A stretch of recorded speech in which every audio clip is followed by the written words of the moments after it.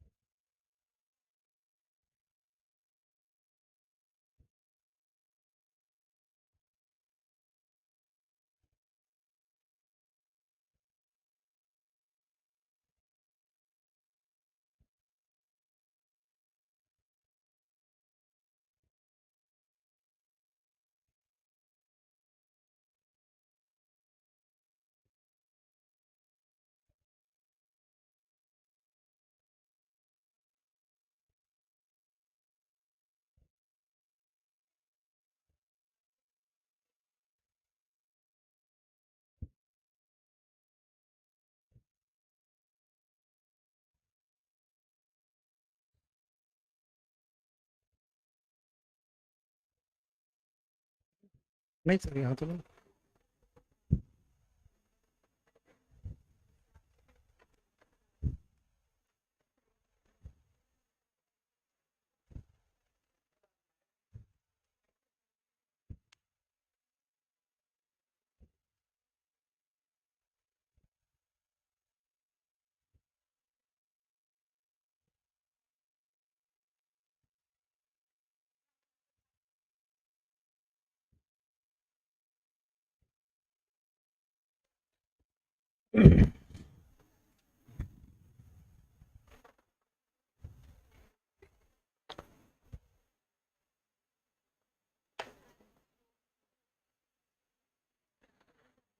Good morning. Homework हो गया सबका? क्वेश्चन नंबर कौन सा 6 था ना पहले होमवर्क में? 6, 7, 8 क्रॉस चेक करना शुरू करें।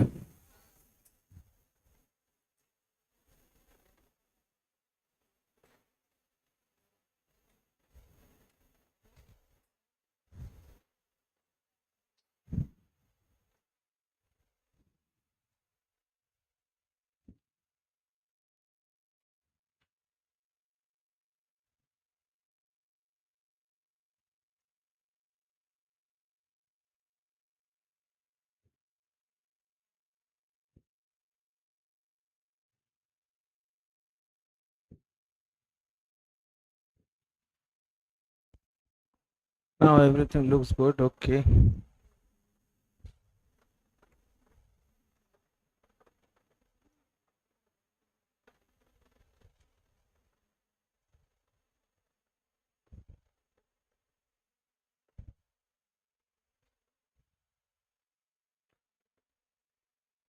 Question number 6। Very good morning to all of you. बेटे ऑनलाइन वाले स्टूडेंट जो भी हैं उन सबको वेरी गुड मॉर्निंग। आरवा स्टडीज लेड, निशिता, नेहा, सना, सुनीता, सदर और समस्त भारत परिवार। आगे चलूं। क्वेश्चन नंबर 6 लो बेटे, सबसे पहले क्रॉस चेक करना शुरू। अच्छा पहले बताओ बेटे, क्वेश्चन नंबर 6 में एरर की रेक्टिफिकेशन कौन सी स्टेज में करती थी? 1, 2 या 3 में? पक्का 3 में। कहाँ लिखा है ऐसा? अरे कहाँ लिखा है? हाँ, बुक्स पर क्लोज्ड। बेटे बुक्स पर क्लोज पे भरोसा मत कर लेना धोखे से भी, क्योंकि अकाउंट्स की बुक तो उसी समय क्लोज हो जाती है जब आप अपना ट्रायल बैलेंस बनाते हैं। कभी याद है ना ट्रायल बैलेंस बनाना? कभी एक क्वेश्चन आपने सॉल्व किया होगा जिसमें पहले पूरी एंट्री बनाई होगी, फिर उसकी लेजर पोस्टिंग करी होगी, फिर उसका ट्रायल बैलेंस बनाया होगा। ऐसा किया था कि नहीं? कभी तो किया होगा 11th क्लास में, भूले बिसरे, ऐसा किया था कि नहीं? तो बेटे अकाउंट्स की बुक तो उसी समय क्लोज हो जाती है जिस समय आप ट्रायल बैलेंस बनाते हैं। बिना अकाउंट की बुक क्लोज किए तुम्हारा ट्रायल बैलेंस बनेगा कैसे, ये बताओ ना। अकाउंट की बुक को क्लोज करने का मतलब क्या है? What is the meaning of closing of books of account? आपने एंट्री बना ली, एंट्री बना के लेजर पोस्टिंग कर ली, सारे लेजर को क्लोज करके उनका बैलेंस उठा के कहां लेके जाओगे? ट्रायल बैलेंस में। तो जहां तुमने सारे लेजर को क्लोज कर दिया तो अकाउंट की बुक्स तो वहीं क्लोज हो गई। फिर तो अगर मैं इस पे भरोसा करूं कि इस पे बुक्स वर क्लोज्ड, सिर्फ इस पे भरोसा करके मैं कह दूं कि स्टेज 3 में एरर की रेक्टिफिकेशन होने वाली है, तो बुक्स तो तभी क्लोज हो गई थी जब आपका ट्रायल बैलेंस बन रहा था। इसका मतलब ऐसा नहीं हो सकता कि एरर की रेक्टिफिकेशन स्टेज 2 में हुई होगी। हाँ बेटे, 2 भी हो सकता है। अपन ने किस में कर दी? 2 में करी है, ठीक है, फिर भी गलत है, स्टेज 3 में ही होगी एरर की रेक्टिफिकेशन। सर वो कैसे? हाँ, सबसीक्वेंट बेटे, इसका बॉटम लाइन बनता है, सबसे आखिरी की लाइन पढ़ो क्या लिखा है। अब समझ में आया बेटे? इंस्टीट्यूट वाले कहां तुम्हारी लंका लगाएंगे? जो इंपॉर्टेंट इंफॉर्मेशन हो सबसे आखिरी में ऐसे कोने में लिख के देंगे, ठीक है, कि बिजली का बिल पे करना भूल जाओगे, दूसरे दिन लाइन कट जाएगी। अरे समझ में आया कि नहीं?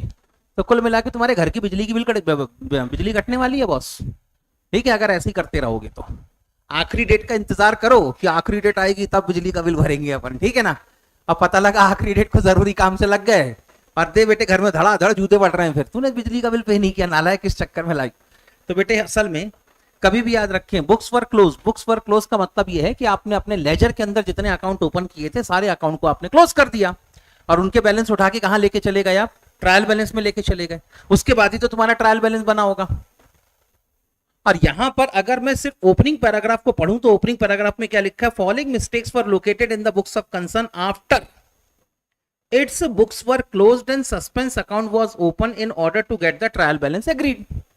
तो कुल मिला के क्या कह रहे हैं ये? अकाउंट की बुक क्लोज कर दी गई, लेजर के सारे अकाउंट क्लोज कर दिए गए, उनका बैलेंस उठा के कहां लेके गए? ट्रायल बैलेंस में। ट्रायल बैलेंस टैली नहीं हुआ, इसलिए इन्होंने टेम्पररी बैलेंस कहां डाल दिया? उठा के सस्पेंस अकाउंट में डाल दिया। तो सिर्फ ओपनिंग पैराग्राफ से तो इतना पता चल रहा है कि एरर की रेक्टिफिकेशन कौन सी स्टेज में होगी? 2 में। फिर उसके असल में होता क्या बता रहा हूं, ये है तुम्हारा एक्साइटमेंट। असल में क्या होता है कि जब कभी हमको कोई ऐसी चीज दिखती है ना जो हमसे बनती है, तो अपन हो जाते हैं ओवर एक्साइटेड। और जब ओवर एक्साइटेड होते हैं तो एक्साइटमेंट के चक्कर में गलती आदमी कभी भी नॉर्मल कंडीशन में नहीं करता, गलती हमेशा उस समय करता है जब आदमी एक्साइटेड होता है। कभी भी देख लेना किसी भी आदमी का एक्सीडेंट कब होता है? रोड पे, जब वो एक्साइटेड होकर गाड़ी चलाता है। जिंदगी में याद रखना बेटे, अभी की बात नहीं, अभी तो तुम बेटे अभी भी घर वालों के पूरे कंप्लीट प्रोटेक्शन में हो, लेकिन कभी तो ऐसा होगा जब तुमको सीए की डिग्री मिल जाएगी, सीए की डिग्री मिलेगी, नौकरी करोगे, घर वाले शादी कराएंगे। माँ बाप जिंदगी भर तो नहीं रह सकते, हर माँ बाप अपने बेटे को साथ में, लड़के बच्चों के साथ में जिंदगी भर रहना चाहते हैं, लेकिन जिंदगी भर तो माँ बाप रह नहीं सकते तुम्हारे साथ। और जब एक समय ऐसा भी आएगा जब तुम्हारे माँ बाप तुम्हारे साथ में नहीं होंगे, तो परिवार की जिम्मेदारी किसके ऊपर? तुम्हारे ऊपर। और उस समय ये किताब कोई काम नहीं आती जो अभी तुम पढ़ रहे हो। जब परिवार की जिम्मेदारी अपने कंधों पे आती है ना, तो उस समय जिंदगी की किताब ही काम आती है बस। जिसने जिंदगी की किताब बहुत अच्छे से पढ़ रखी होगी, जिसको दुनियादारी अच्छे से समझती होगी, वही अपने परिवार को सही तरीके से चलाएगा, ये बॉटम लाइन है। और उस समय अगर तुमको सक्सेसफुल होना है तो सबसे पहले अपने एक्साइटमेंट को कंट्रोल करना सीखो। कभी भी याद रखना बेटे, जब भी तुम बहुत ज्यादा खुश होगे ना, उस समय जो रिलेशन बनेगा कभी लंबे समय तक नहीं चलेगा, गारंटी लिख के देता हूं मैं। जब तुम बहुत ज्यादा दुखी होगे तब भी जो रिलेशन बनेगा वो भी लंबे समय तक नहीं चलेगा, क्योंकि जब तुम बहुत ज्यादा खुश होते हो तब भी ओवर एक्साइटेड हो, और जब बहुत ज्यादा दुखी होते हो तब भी तुम डिप्रेशन में चल रहे हो। मेंटल कंडीशन तुम्हारी ठीक नहीं है, उस समय आदमी मेंटली वीक होता है। बहुत ज्यादा जब खुश होता है ना, उससे जो चाहो उसके मुंह से निकलवा लो तुम। कभी भी किसी के बारे में तुमको किसी के मुंह से बुराई निकलवानी है कि बस इनके बीच में लड़ाई करवाता हूं, फूट डलवाना है अपने को, तो बस उसको पहले खूब खुश करो, खूब उसकी बढ़ाई करो, खूब तारीफ करो। जब आदमी बिल्कुल फूल के गुप्पा हो जाए, ठीक है ना, तब उसके मुंह से निकलवाओ उल्टी सीधी बातें, और प्यार से रिकॉर्ड करने का, और रिकॉर्ड करके सामने वाले को भेजने का, हो गया काम राइट। क्योंकि जब आदमी बहुत ज्यादा खुश होता है ना, ओवर एक्साइटमेंट में, उसको खुद नहीं पता होता उसके मुंह से क्या निकल रहा है, और उस कंडीशन में तुम्हारी सोचने की ताकत खत्म हो जाती है, और उस समय अगर कोई भी रिलेशन बनाओगे तो लंबे समय तक नहीं चलेगा। वैसे तुम बहुत ज्यादा दुखी हो तो अंदर से इतने टूटे हुए हो कि तुम्हारी सोचने की ताकत वैसी खराब हो गई है, तुम ठीक तरीके से सोच ही नहीं सकते। अब उस समय अगर कोई रिलेशन बनेगा तो तुमको लगता है लंबे समय तक चलेगा। लंबे समय तक वही रिलेशन चलते हैं जो नॉर्मल कंडीशन में बनाए जाते हैं। और नॉर्मल कंडीशन में रहना सीखो। नॉर्मल कंडीशन में रहने के लिए आदमी को न्यूट्रल रहने के लिए सबसे पहले अपने एक्साइटमेंट को कंट्रोल करना सीखो। एक्साइटमेंट को कंट्रोल करने का तरीका यह है कि भैया बहुत खुश भी हो रहे हो आप, तब उस कंडीशन में ठीक है 5 मिनट रुक जाते हैं, फिर हंस लेंगे। और 5 मिनट के अंदर तो बेटे सेंस ही खत्म हो जाता है। ठीक है, कभी बहुत ज्यादा दुखी हो तो ठीक है 5 मिनट रुक जाते हैं, फिर रो लेंगे। 5 मिनट के अंदर आदमी कहीं ना कहीं से अपने आप को समेट के इकट्ठा कर ही लेता है।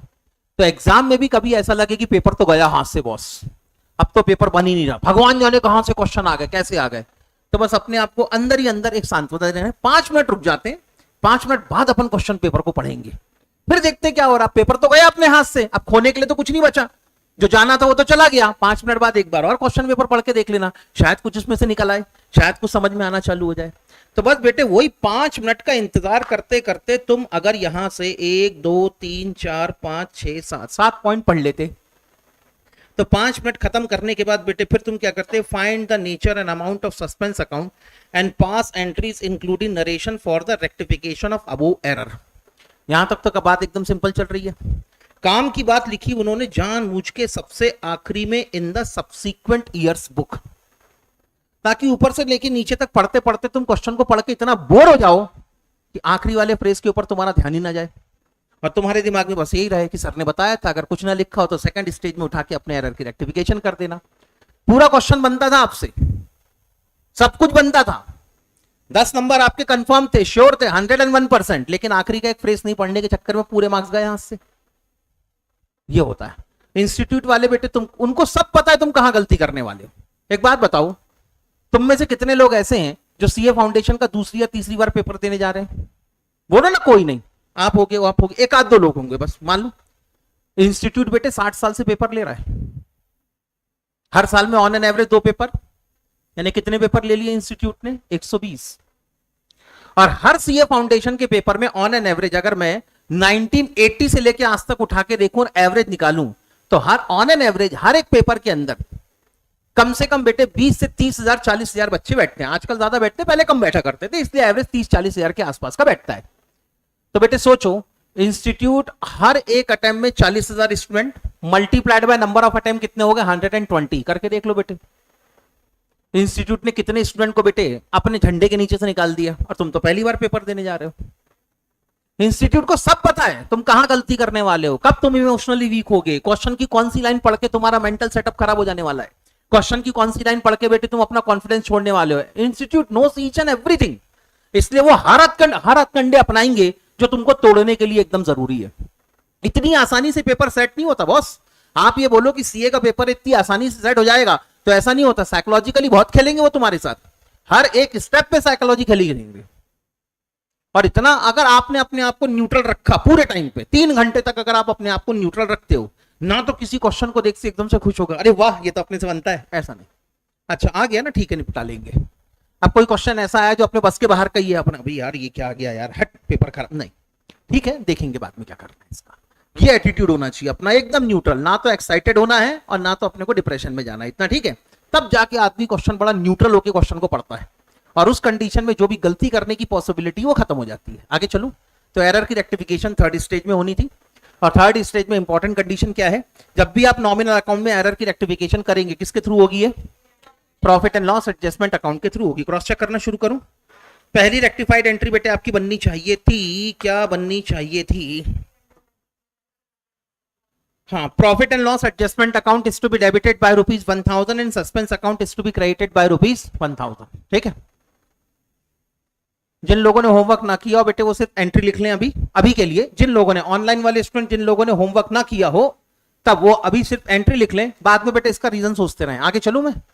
सेकंड रेक्टिफाइड एंट्री आपने बनाई होगी, X account is to be debited by ₹5000 and Y account is to be credited by ₹5000। ठीक है सबकी।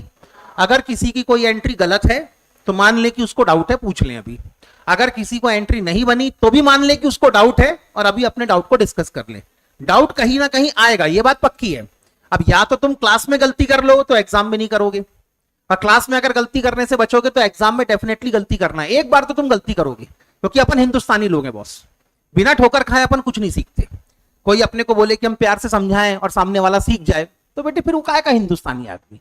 ठीक है ना। हिंदुस्तानी आदमी बेटे पिटने के बाद, ठोकर खाने के बाद, लथड़ने के बाद, समाज के ठोकरे खाएगा, माँ बाप से पिटेगा, उसके बाद सीखता है कि पानी का ग्लास कैसे लिया जाता अपने हाथ से। नहीं तो आज तक किसी लड़के ने अपने हाथ से पानी का ग्लास लेके पानी पिया क्या? नहीं पिया। लेकिन जब बेटे पापा जी आते हैं और देखते हैं मम्मा को, आके लड़का कह रहा है मम्मा मम्मा पानी लाके तो बहुत प्यास लगी है, और पिताजी का एक हाथ घूमता हुआ हवा में आता और कान के नीचे पड़ता है, तो फिर समझ में आता है कि नहीं, पानी अपने हाथ से लेके पीना पड़ता है, कम से कम तब तो पीना ही है जब पापा घर में है, उसके बाद भले हुक्म चलाते रहो। तो इसीलिए आराम से ट्रांजैक्शन नंबर 3 के लिए रेक्टिफाइड एंट्री हुई होगी।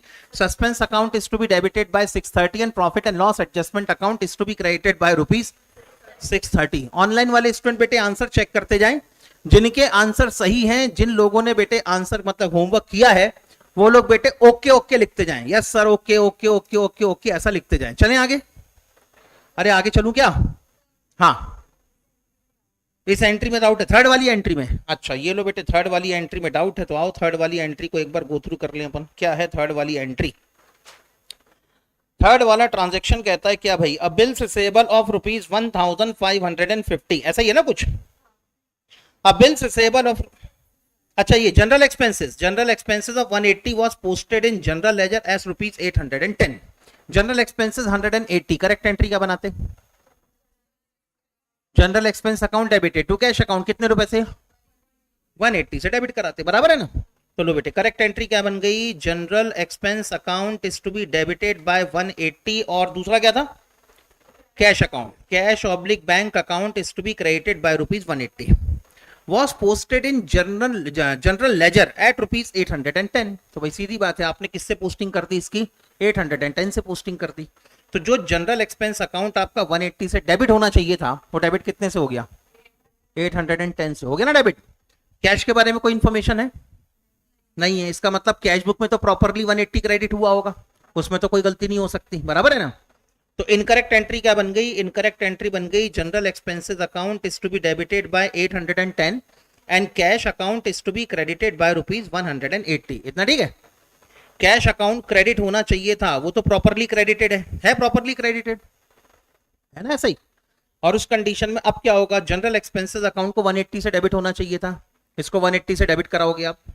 जनरल एक्सपेंसेस अकाउंट 810 से अननेसेसरी क्रेडिट हो गया, तो इसको ठीक करने के लिए क्या कराओगे? डेबिट कराओगे। तो टोटल कितना हो गया? हाँ देखो, ये क्रेडिट कराओगे, 180 से क्या कराओगे? डेबिट। 810 से क्या हुआ है? डेबिट। तो इसको ठीक करने के लिए क्या करना पड़ेगा? Reversal entry. तो जनरल एक्सपेंसेस अकाउंट को क्रेडिट कराओगे 810 से। डिफरेंस कितने का आया? 630। ये 630 आउट ऑफ डेबिट है कि out of credit? Out of credit है। तो 830 से जनरल एक्सपेंस अकाउंट क्या हो जाना चाहिए? क्रेडिट हो जाना चाहिए। 830 से जनरल एक्सपेंस अकाउंट को आप क्रेडिट करेंगे, डबल एंट्री कंप्लीट करने के लिए डेबिट किसको करेंगे? Suspense account. तो बेसिक एंट्री क्या बनी आपकी? Suspense account is to be debited and general expense account is to be credited. अब हम अपने एरर की रेक्टिफिकेशन कर रहे हैं स्टेज 3 में। जनरल एक्सपेंस नॉमिनल अकाउंट है, तो उसके एरर की रेक्टिफिकेशन किसके थ्रू होगी? Profit and loss adjustment account के थ्रू होगी। इसीलिए थर्ड एंट्री बन गई suspense account debited to profit and loss adjustment account. ये जो profit and loss adjustment account हमने क्रेडिट किया है, ये किसके लिए क्रेडिट किया है? जनरल एक्सपेंसेस के लिए, ठीक है? ये होगी आपकी रेक्टिफाइड एंट्री। और किसी को कोई डाउट? सर जनरल लेजर का मतलब क्या होता है? जनरल लेजर का मतलब होता है कि नॉर्मली हमारी जो लेजर बुक होती है ना, जिसमें सारे के सारे अकाउंट ओपन किए जाते हैं, उसको कहते हैं जनरल लेजर। सर तो सिर्फ लेजर ही लिख देते, जनरल वर्ड क्यों लगाया? बात तो सही है, सिर्फ लेजर ही लिख देते, जनरल वर्ड क्यों लगाया इन्होंने? तो जनरल वर्ड लगाने के पीछे एक रीजन है। क्या होता है? जो आपकी लेजर होती है, कभी आपने सुना है sub division of journal, journal के टुकड़े करना, कभी सुना है आपने? जिसको हम लोग कहते हैं सब डिवीजन ऑफ जर्नल। सुना है कि नहीं सुना ये वाला वर्ड? नहीं सुना? सुनो, आपने काम जरूर किया है लेकिन वर्ड नहीं सुना होगा। Sub division of journal. Sub division of journal में ये कहते हैं कि या तो एक जर्नल प्रॉपर सिंगल मेंटेन करो और उसमें सारे ट्रांजैक्शन रिकॉर्ड करो, ये तो हो गई एक जर्नल। लेकिन ऐसी कंडीशन में सारे ट्रांजैक्शन जब एक ही जर्नल में रिकॉर्ड करो तो इंपॉर्टेंट ट्रांजैक्शन को ढूंढना थोड़ा सा मुश्किल हो जाता है। तो ऐसी कंडीशन में हम क्या करते हैं? जर्नल में से पहले कैश के ट्रांजैक्शन उठाए और कैश के ट्रांजैक्शन कहां रिकॉर्ड करना शुरू कर दिया हमने? कैश बुक में। तो अब कैश की कोई एंट्री बनेगी? कैश की लेजर पोस्टिंग होगी? नहीं होगी। तो ऐसा नहीं लग रहा कि आपने जर्नल का एक टुकड़ा कर दिया और एक टुकड़ा कहां चला गया? कैश बुक में चला गया। ठीक है। फिर उसके बाद आपका बेटे मन नहीं भरा, आपने कहा एक काम करेंगे, एक सेल्स बुक और मेंटेन करेंगे। तो कैश सेल्स के ट्रांजैक्शन कहां रिकॉर्ड हो गए? कैश बुक में। और क्रेडिट सेल्स के ट्रांजैक्शन कहां आ गए? सेल्स बुक में। यानी अब सेल्स का कोई ट्रांजैक्शन आपके जर्नल प्रॉपर में रिकॉर्ड नहीं होगा। ठीक है, तो आपने जर्नल का एक टुकड़ा और निकाल दिया। उसके बाद आपने कहा नहीं नहीं नहीं नहीं, एक परचेज बुक और मेंटेन करेंगे। तो कैश परचेज हुई तो कहां रिकॉर्ड होगा? कैश बुक के अंदर। क्रेडिट परचेज हुई तो कहां रिकॉर्ड होगा? परचेज बुक के अंदर। जर्नल में कोई एंट्री बनाओगे परचेज की? अब नहीं बनाओगे। तो आपने परचेज के सारे ट्रांजैक्शन को भी जर्नल से निकाल के बाहर कर दिया बाहर। फिर आपने कहा नहीं, एक बुक और मेंटेन करनी है, सेल्स रिटर्न बुक। तो कैश में अगर सेल्स रिटर्न हुआ जो कि नॉर्मली नहीं के बराबर होता है, तो वो कहां रिकॉर्ड हो जाएगा? कैश बुक में। लेकिन अगर क्रेडिट में कोई सेल्स रिटर्न हुआ तो वो कहां पे रिकॉर्ड हो जाएगा? आपका सेल्स रिटर्न बुक में। अब जर्नल में कोई सेल्स रिटर्न का ट्रांजैक्शन भी रिकॉर्ड नहीं होगा। फिर आपने कहा एक बुक और मेंटेन करेंगे, परचेस रिटर्न बुक। अब बेटे परचेस रिटर्न के कोई ट्रांजैक्शन भी जर्नल में रिकॉर्ड नहीं होंगे। फिर आपने कहा नहीं, हमारे बिल के ट्रांजैक्शन बहुत होते हैं, इसलिए एक मेंटेन करेंगे बिल्स रिसेबल बुक। फिर आपने कहा नहीं, हमारे बिल्स ऑफ एक्सचेंज में बिल्स पेएबल के ट्रांजैक्शन ही बहुत होते हैं, तो एक बुक मेंटेन करेंगे, कौन सी? Bills payable book. तो अब जितनी बुक आपने अलग से मेंटेन कर ली, उसकी कोई भी एंट्री आप जर्नल में बनाओगे? बोलो ना, उसकी कोई भी एंट्री आप जर्नल में बनाओगे कि नहीं बनाओगे? नहीं बनाओगे आप। तो इसको कहते हैं हम लोग सब डिवीजन ऑफ जर्नल। अब सर इतनी सारी बुक मेंटेन कर ली तो जर्नल प्रॉपर में तो रिकॉर्ड करने के लिए कुछ बचा ही नहीं। ऐसा नहीं है। अगर आपने इतनी सारी बुक मेंटेन कर ली है तब भी जर्नल प्रॉपर में रिकॉर्ड करने के लिए बहुत सारे ट्रांजैक्शन बच गए। फॉर एग्जांपल, अगर आपको ओपनिंग एंट्री बनानी है तो अभी भी कहां बनानी पड़ेगी? जर्नल प्रॉपर में, क्योंकि इसके लिए कोई सब्सिडरी बुक नहीं है। Opening entry, closing entry, adjustment entry. कभी सुना था बेटे?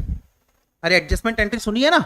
कभी बचपन में एक ट्रायल बैलेंस आता था, ट्रायल बैलेंस के नीचे बहुत सारी एडिशनल इंफॉर्मेशन होती थी, फिर आप उसको अपने फाइनल अकाउंट में इनकॉर्पोरेट करते थे। वो जो ट्रायल बैलेंस के नीचे जितनी इंफॉर्मेशन लिखी है ना, उनकी भी आपको एंट्री बनानी पड़ती थी। ठीक है, और उसको हम लोग क्या कहते हैं? Adjustment entry.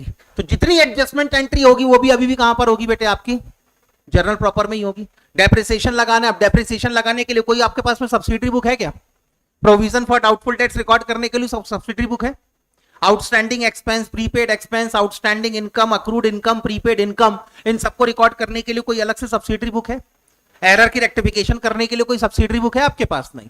तो अभी भी बहुत सारे ट्रांजैक्शन ऐसे हैं जो अभी भी कहां पे रिकॉर्ड होते रहेंगे? जर्नल प्रॉपर में रिकॉर्ड होते रहेंगे। इतना ठीक है। तो जिस पर्टिकुलर ट्रांजैक्शन के लिए कोई सब्सिडरी बुक मेंटेन की है, वो पर्टिकुलर ट्रांजैक्शन तो सब्सिडरी बुक में मेंटेन हो जाएगा।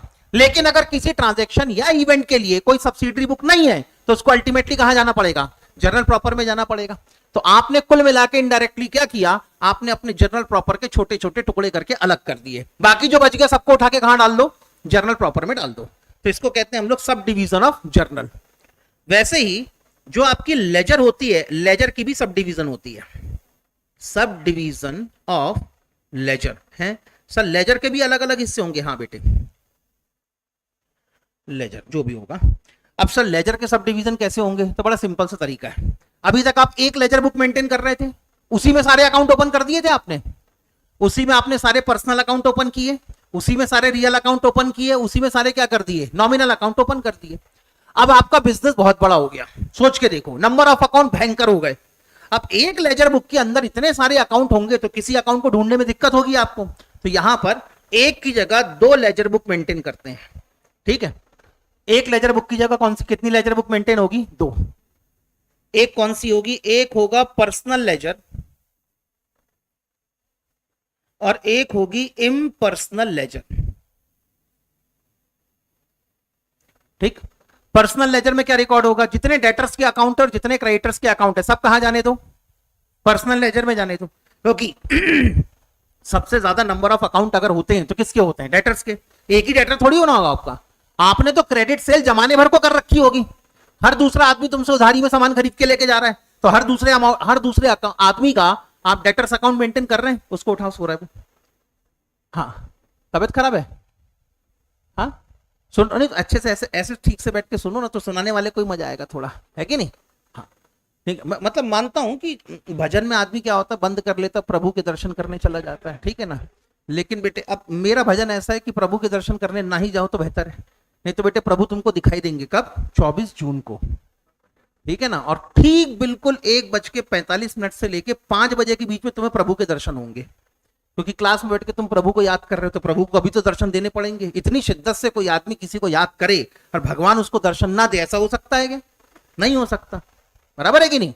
हाँ, तो बेटे अब जैसे बड़ी शिद्दत से अर्जुन ने मांगा कि प्रभु मुझे दर्शन दो, तो प्रभु ने पूरे गीता के उपदेश के साथ उसको दर्शन दिए, बराबर है कि नहीं? तो मुद्दा ये है, ऐसे प्रभु के दर्शन क्लास में बैठ के नहीं करना बेटे। अपन बैठ गए, हाँ घूमने चले गए, नहीं कहाँ गए, स्वर्ग गए थे, किस किस से मिल के आए? सर इंद्र बैठा हुआ था आसन में, रंभा संभा का नृत्य चल रहा था सर, वहां पर सारे देवी देवता बैठे हुए थे।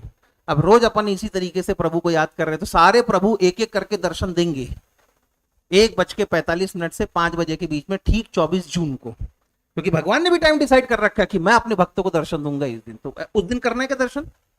नहीं करना ना? हाँ तो ठीक है, अभी भी याद मत करो, याद करना बाद में, ठीक है? और याद करते समय बोलना प्रभु दर्शन देना, लेकिन 1:45 के पहले या तो 5 बजे के बाद, ठीक है? आगे चलते हैं, ठीक है? तो जितने भी आपके डेटर्स के अकाउंट है, जितने भी आपके क्रेडिटर्स के अकाउंट है, सारे कहां चले गए? पर्सनल लेजर में। और इसके अलावा अब क्या बच गया तुम्हारे पास? अरे इसके अलावा क्या बच गया? एसेट्स के अकाउंट बच गए आपके, वो सारे कहां जाएंगे? इन पर्सनल लेजर में। इनकम के अकाउंट बच गए, एक्सपेंसेस के अकाउंट बच गए, सब कहां पे जाएंगे? आपके इम्पर्सनल लेजर में। सर हमारा बिजनेस और बड़ा हो गया, इतना बड़ा हो गया कि हमसे डेटर संभाले नहीं संभल रहे, हमारे क्रेडिटर्स हमसे संभाले नहीं संभल रहे। तो मैंने कहा ठीक है, एक काम करो, पर्सनल लेजर के और 2 हिस्से कर दो। तो अब कितनी लेजर बुक मेंटेन करने लगे आप? 3, ठीक है सर? पहला लेजर बनेगा सिर्फ और सिर्फ डेटर्स के लिए, बराबर है? दूसरा लेजर किसके लिए मेंटेन होगा? सिर्फ और सिर्फ क्रेडिटर्स के लिए। तो अगर आपको किसी डेटर का हिसाब देखना है तो पहले लेजर में जाके देख लो, क्रेडिटर्स का हिसाब देखना है तो दूसरे लेजर में जाके देख लो। बाकी जितने छोटे बड़े अकाउंट बच गए, किस किस के? एसेट्स के, इनकम के और एक्सपेंस के, वो सब कहां मिलेंगे आपको? इम्पर्सनल लेजर में मिलेंगे। अब इम्पर्सनल लेजर में किस किस के अकाउंट आप मेंटेन कर रहे हो ये बताओ? सारी एसेट्स के और सारी लाइबिलिटी के नहीं, अच्छा क्रेडिटर्स के। चलो मान लेता हूं लाइबिलिटी, ऐसा लिख देता हूं, लाइबिलिटीज अदर देन क्रेडिटर्स, ऐसा चलेगा ना? लाइबिलिटीज अदर देन क्रेडिटर्स, क्योंकि क्रेडिटर्स के लिए तो आपने अलग से लेजर मेंटेन कर दिया। और क्या? इनकम के अकाउंट बच गए और एक्सपेंसेस के अकाउंट बच गए, ठीक है ना? तो सारे बचे कुछ अकाउंट सब किस में जाने हैं? आपके इम्पर्सनल लेजर में। तो ये जो इम्पर्सनल लेजर होती है ना, इसी को हम लोग कह देते हैं जनरल लेजर। क्या कह देते हैं इसको हम लोग? जनरल लेजर, क्योंकि सारे इनकम और एक्सपेंसेस के अकाउंट कहां मेंटेन हो रहे हैं? जनरल। तो जनरल लेजर अगर कहीं लिखा हो तो घबराने वाली बात नहीं है, ये भी अपने आप में कौन सी बुक है? लेजर बुक ही है। और जैसे लेजर पोस्टिंग होती है वैसे ही लेजर पोस्टिंग यहां पर भी हो रही है, कुछ नया नहीं हो रहा है यहां पर, ठीक है? बस ये है कि इन्होंने अपनी लेजर की भी सब डिवीजन कर दी है। इसलिए एक बन गया आपका कौन सा लेजर? Debtors laser. एक कौन सा बन गया? Creditors ledger. और एक बन गया आपका कौन सा? General ledger. जनरल लेजर में सारे बच्चे कुछ ट्रांजैक्शन रिकॉर्ड करना है, इतना, ठीक है? तो इतना सा मतलब होता है जनरल लेजर का। आगे चलो, इसके बाद अगला ट्रांजैक्शन आपने रिकॉर्ड किया होगा, bills receivable account debited to bills receivable account debited 1550, bills payable account debited 1550 and P account 3100, ठीक है? सबकी एंट्री सही है? डन। चलो आगे चलो फिर, अगली रेक्टिफिकेशन एंट्री करी होगी आपने, profit and loss adjustment account is to be debited by 1190 and Mrs Neetu account is to be credited by 1190। सही है? किसी को कोई डाउट है? हाँ, ये वाली एंट्री बताऊं, ट्रांजैक्शन पढ़ो क्या लिखा है।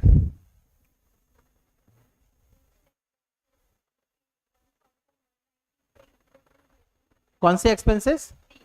Legal expenses of ₹1190 paid to Mrs Neetu, ऐसा ही है ना? तो बताओ बेटे करेक्ट एंट्री क्या बनाओगे? बराबर, legal expense account debited to Mrs Neetu account, ये बनेगी ना? डन। अकाउंटेंट से गलती क्या हो गई अब ये बताओ? वॉज डेबिटेड, गलती कब हुई है? एंट्री के समय की लेजर पोस्टिंग के समय? पोस्टिंग के समय। तो अगर आप इसकी लेजर पोस्टिंग करते तो पहले आप एक लीगल एक्सपेंस अकाउंट ओपन करते, इसको डेबिट करवाते कितने से? 1190 से, और एक आप क्या मेंटेन करते, या सॉरी पेमेंट की है ना आपने, यहां पर कैश पेड लिखा है ना? क्या लिखा पढ़ना? लीगल एक्सपेंसेस पेड, ऐसा लिखा है ना? हाँ, तो बेटे यहां पर क्रेडिट फिर कैश अकाउंट होना चाहिए ना, आपने पेमेंट कर रखी है, ठीक है? तो इसकी क्रेडिट एंट्री कहां पर हो जानी चाहिए? कैश अकाउंट में क्रेडिट हो जाना था 1190 से, इतना क्लियर है? अब अकाउंटेंट ने क्या किया? Was debited to Mrs Neetu account, तो उसको डेबिट किसको करना चाहिए था? Legal expense. लीगल एक्सपेंस को डेबिट करने की बजाय उसने डेबिट किसको कर दिया? मिसेस नीतू के अकाउंट को 1190 से डेबिट कर दिया। इतना ठीक है। अब अकाउंटेंट ने कैश अकाउंट को क्रेडिट करवाया, यस सर। अकाउंटेंट ने मिसेस नीतू के अकाउंट को डेबिट करवाया, यस सर। बोलो ठीक। तो अगर मैं इसको एंट्री के फॉर्म में कन्वर्ट करूं तो अकाउंटेंट ने एंट्री क्या बना दी? Mrs Neetu account is to be debited by 1190 and cash account is to be credited by 1190। इतना ठीक है।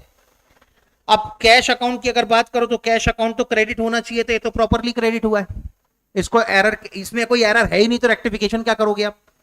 लीगल एक्सपेंस अकाउंट डेबिट होना चाहिए था। तो सबसे पहले आप जब रेक्टिफाइड एंट्री बनाएंगे तो लीगल एक्सपेंस अकाउंट को डेबिट करवाना पड़ेगा। कितने से? 1190। मिसेस नीतू का अकाउंट जो था वो अननेसेसरी डेबिट हुआ था। इसको ठीक करने के लिए क्या करोगे? इसका इफेक्ट कैंसिल करने के लिए रिवर्सल एंट्री करनी पड़ेगी। रिवर्सल एंट्री में क्या करोगे? क्रेडिट करवाना पड़ेगा। तो यहां पर बेटे Mrs Neetu account will B credited by 1190। ये तो हो गई आपकी बेसिक एंट्री। अब आप अपने एरर की रेक्टिफिकेशन कब कर रहे हैं? 1, 2 या 3 में? 3 में।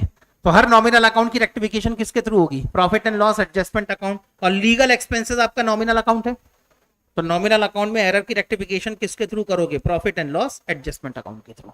इसलिए एंट्री बनी है profit and loss adjustment account debited to Mrs Neetu account. समझ में आया? पक्का? किसी को कोई डाउट? चलो आगे चलते हैं। अगली रेक्टिफाइड एंट्री आपने करी होगी, suspense account is to be debited by 3000 and Ram account is to be credited by 1500। अच्छा शाम को होना था क्या? अच्छा शाम ही है क्या? राम मतलब मैंने जबरदस्ती लिख दिया। अच्छा राम भी और श्याम भी है। हे भगवान, दो दो प्रभु साथ में हैं, फिर इसको डिटेल में देखना पड़ता है। ऐसा थोड़ी होता है। आकर सेंटेंस पढ़ना क्या लिखा है? अरे जोर से पढ़। कैश रिसीव्ड फ्रॉम राम, ऐसा ही है ना? अमाउंट 1500। ओके, तो करेक्ट एंट्री बननी थी cash account is to be debited and Ram account is to be credited by 1500। बराबर है। अकाउंटेंट हाँ वॉज डेबिटेड, मतलब गलती कब हुई है? लेजर पोस्टिंग के समय। तो कायदे से अगर लेजर पोस्टिंग होती तो कैश अकाउंट को 1500 से डेबिट करना था और राम अकाउंट को 1500 से क्रेडिट करना था। ठीक है, किया क्या अकाउंटेंट ने? Was debited to Shyam account. Okay, accountant ने एक नया ही अकाउंट ओपन कर दिया श्याम, और इसके अकाउंट में भी क्या कर दिया? डेबिट करवा दिया। ऐसा ही है ना? तो अकाउंटेंट ने क्या किया? कैश अकाउंट को डेबिट करवाया और श्याम अकाउंट को भी क्या करवाया? डेबिट करवाया। यानी अगर मैं एंट्री के फॉर्म में कन्वर्ट करूं तो अकाउंटेंट ने कैश अकाउंट को डेबिट किया है 1500 से और श्याम अकाउंट को भी डेबिट किया है। सही है ना? श्याम अकाउंट को डेबिट किया है 1500 से। तो रेक्टिफाइड एंट्री क्या बनेगी? कैश अकाउंट और सब। Sir correct entry as it is record कर दो। तो मैंने कहा ये लो बेटे, cash account debited by 1500 and Ram account is to be credited by 1500। ठीक है, जो इनकरेक्ट अकाउंटिंग ट्रीटमेंट डाल रखा है इसकी रिवर्सल एंट्री करनी पड़ेगी। कैश अकाउंट को डेबिट करवाया है, ठीक करने के लिए क्या करोगे? कैश अकाउंट को क्रेडिट करोगे 1500 से। श्याम अकाउंट को भी डेबिट करवाया है, इसको ठीक करने के लिए भी क्या करना पड़ेगा? श्याम अकाउंट को क्रेडिट करना पड़ेगा। कॉमन फैक्टर में कैश अकाउंट का डेबिट क्रेडिट कैंसिल। ठीक, तो फाइनली रेक्टिफाइड एंट्री क्या बननी चाहिए? Suspense account is to be debited by 3000। ऐसे ही आएगा ना? हाँ, तो फिर ठीक है। रेक्टिफाइड एंट्री बननी चाहिए यहां पर, suspense account is to be debited by 3000, Ram account is to be credited by 1500 and Shyam account is to be credited by 1500। ठीक है यहां तक? और कोई ट्रांजैक्शन बच गया? नहीं, एक और बचा है। लो बेटे, उसकी रेक्टिफाइड एंट्री बनी होगी, suspense account is to be debited by ₹90 and purchase account is to be credited by ₹90। Clear है इतना? हाँ अच्छा सॉरी, यहां पे आना चाहिए profit and loss adjustment account. Profit and loss adjustment account is to be credited by ₹90। इतना ठीक है? ओके ओके ओके, मतलब सबने होमवर्क किया है आज। ऑनलाइन वाले स्टूडेंट इतनी ईमानदारी से पढ़ रहे हैं आज, पहली बैच देखा बेटे मैंने जो ऑनलाइन बैठने के बाद भी इतनी ईमानदारी से पढ़ रहे हैं। आगे बढ़ जाऊं? पक्का? सस्पेंस अकाउंट बनाया सबने? बना लिया? ठीक है, वेरी गुड। ऐसे तुम्हारा कुछ सस्पेंस अकाउंट बना होगा, profit and loss adjustment account debited to suspense account. पहले सस्पेंस अकाउंट को 1000 से क्रेडिट करवाया होगा। ठीक है, फिर अगली बार में बेटे सस्पेंस अकाउंट में कोई इफेक्ट नहीं, थर्ड एंट्री के हिसाब से सस्पेंस अकाउंट को 630 से डेबिट करवाया होगा। फिर उसके बाद फोर्थ एंट्री में सस्पेंस अकाउंट के ऊपर कोई इफेक्ट नहीं आया। फिफ्थ एंट्री के हिसाब से आपने कोई सस्पेंस अकाउंट के ऊपर कोई इफेक्ट नहीं आया। सिक्स एंट्री के हिसाब से सस्पेंस अकाउंट को डेबिट करवाया होगा आपने पहले 1500 से विथ राम अकाउंट, फिर 1500 से विथ श्याम अकाउंट। ठीक है, आगे चलते हैं। फिर उसके बाद में आपने आखिरी एंट्री के हिसाब से सस्पेंस अकाउंट को डेबिट करवाया होगा, ये होना था profit and loss adjustment account 90 rupees से। हो गया इतना। सस्पेंस अकाउंट के डेबिट का टोटल है 3720, तो क्रेडिट का टोटल भी कितना होना चाहिए 3720। बैलेंसिंग फिगर 2720 आपका बैलेंसिंग फिगर आया होगा, इतना ठीक है। और ये बैलेंसिंग फिगर किसका डिफरेंस रहा होगा, ट्रायल बैलेंस का डिफरेंस रहा होगा। मैंने कल भी कहा था अगर कोई अदरवाइज इंफॉर्मेशन ना हो तो सस्पेंस अकाउंट का जो भी बैलेंसिंग फिगर होगा मान ले कि ये किसका बैलेंसिंग फिगर है, आपके ट्रायल बैलेंस का बैलेंसिंग फिगर है। ठीक है, और इसको लिख दे वहां पर bye difference in trial balance, इतना ठीक है। किसी को कोई डाउट यहां पर, पक्का आगे बढ़े। ये था बेटे आपका क्वेश्चन नंबर 6। क्वेश्चन नंबर, अरे ये क्या हो गया, अरे इतना नहीं करना मेरे भाई। हाँ बेटा,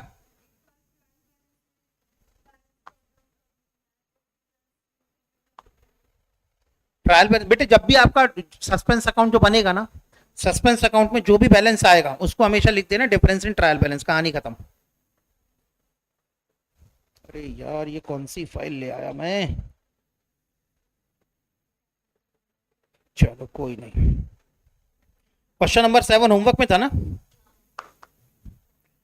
ये था बेटे तुम्हारा क्वेश्चन नंबर 7 में। जब भी आएगा ना तो उसमें लिख देना सस्पेंस अकाउंट में कुछ भी रहा तो हमेशा क्या लिख देना उसको डिफरेंस इन ट्रायल बैलेंस, ऐसा लिख देना, ठीक है।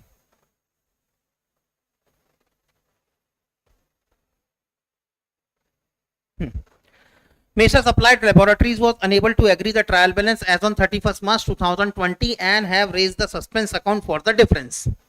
Next year the following error were discovered. बताओ बेटे एरर की रेक्टिफिकेशन कब होगी, 1, 2 या 3 में? 3 में साफ लिखा हुआ है कौन सा, नेक्स्ट ईयर। यानी बात कहाँ पे चली गई, अगले साल पे। अगले साल पे गई है मतलब इस साल का प्रॉफिट एंड लॉस अकाउंट तो बन ही गया होगा आपका, पक्की बात है। आगे चलते हैं। Repair made during the year were wrongly debited to building account, rectified entry.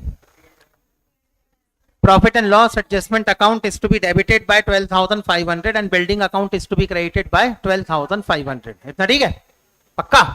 आगे बढ़ू, ठीक है। अगला, the addition of the freight column in purchase journal was short by rupees 1500। Profit and loss adjustment account debited to suspense account बराबर है, तो second के लिए एडजस्टमेंट एंट्री होगी। फिर से बोलता हूं बी पॉइंट के लिए profit and loss adjustment account debited to suspense account. आगे चले, ठीक है। Third entry, goods of the value ₹1। हाँ, किसी को डाउट है कुछ? अच्छा, हाँ क्या नेचर ऑफ सस्पेंस अकाउंट? बेटे सस्पेंस अकाउंट का बेसिकली कोई नेचर नहीं होता। असल में ये क्वेश्चन मैंने वैसा ही लिखा है जैसा आपके एग्जाम में आया था, बराबर है। लेकिन जब आप एग्जाम का जो सजेस्टेड आंसर देखोगे तो उसमें भी नेचर के नाम पे उन्होंने कुछ भी मेंशन नहीं किया, क्योंकि सस्पेंस अकाउंट को ना तो आप पर्सनल अकाउंट कह सकते हो, ना तो आप रियल अकाउंट कह सकते हो, ना तो आप नॉमिनल अकाउंट कह सकते हो। क्योंकि पर्सनल अकाउंट का जो सस्पेंस अकाउंट का जो बैलेंसिंग फिगर है वो बैलेंसिंग फिगर किसके कारण आया है, एरर के कारण। अगर वो एरर नॉमिनल अकाउंट से रिलेटेड है तो सस्पेंस अकाउंट का नेचर क्या बन जाएगा, नॉमिनल अकाउंट। हाँ सर,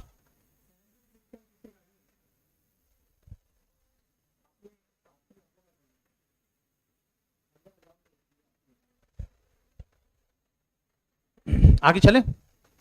हाँ, तो क्या बात कर रहा था मैं, सस्पेंस अकाउंट के नेचर की। तो भाई सस्पेंस अकाउंट में बैलेंसिंग फिगर क्यों आया, एरर के कारण आया। अब अगर ये एरर नॉमिनल अकाउंट से रिलेटेड है तो सस्पेंस अकाउंट का नेचर क्या हो जाएगा, nominal account. If this error is related to personal account then the nature of suspense account will be of personal, but if this error is related to real account, in that condition the nature of personal account will be suspense account will be real account। तो कोई एक particular nature suspense account का हो ही नहीं सकता। therefore you are not able to, यहां पर nature of suspense account का मतलब ये है कि आपको ये बताना है what is the balance of suspense account, what was the balance of suspense account with before starting the rectification of error। तो आपने क्लोजिंग बैलेंस क्या निकाला था, आपने क्लोजिंग बैलेंस ऐसी कुछ निकाला था ना, क्या था 2720 ऐसे कुछ निकला था, क्या निकला था पता नहीं क्या निकला था, यही था ना। हाँ 2720 निकला था ना सस्पेंस अकाउंट का बैलेंस। तो आपने बेटे बैलेंस निकाला था 2720, यही बैलेंस निकाला था। हाँ हाँ प्लीज। तो ऐसी कंडीशन में अगर आप सस्पेंस अकाउंट का यहां पर नेचर पूछने का मतलब ये है what is the balance of suspense account and what was the balance of suspense account before rectification of error.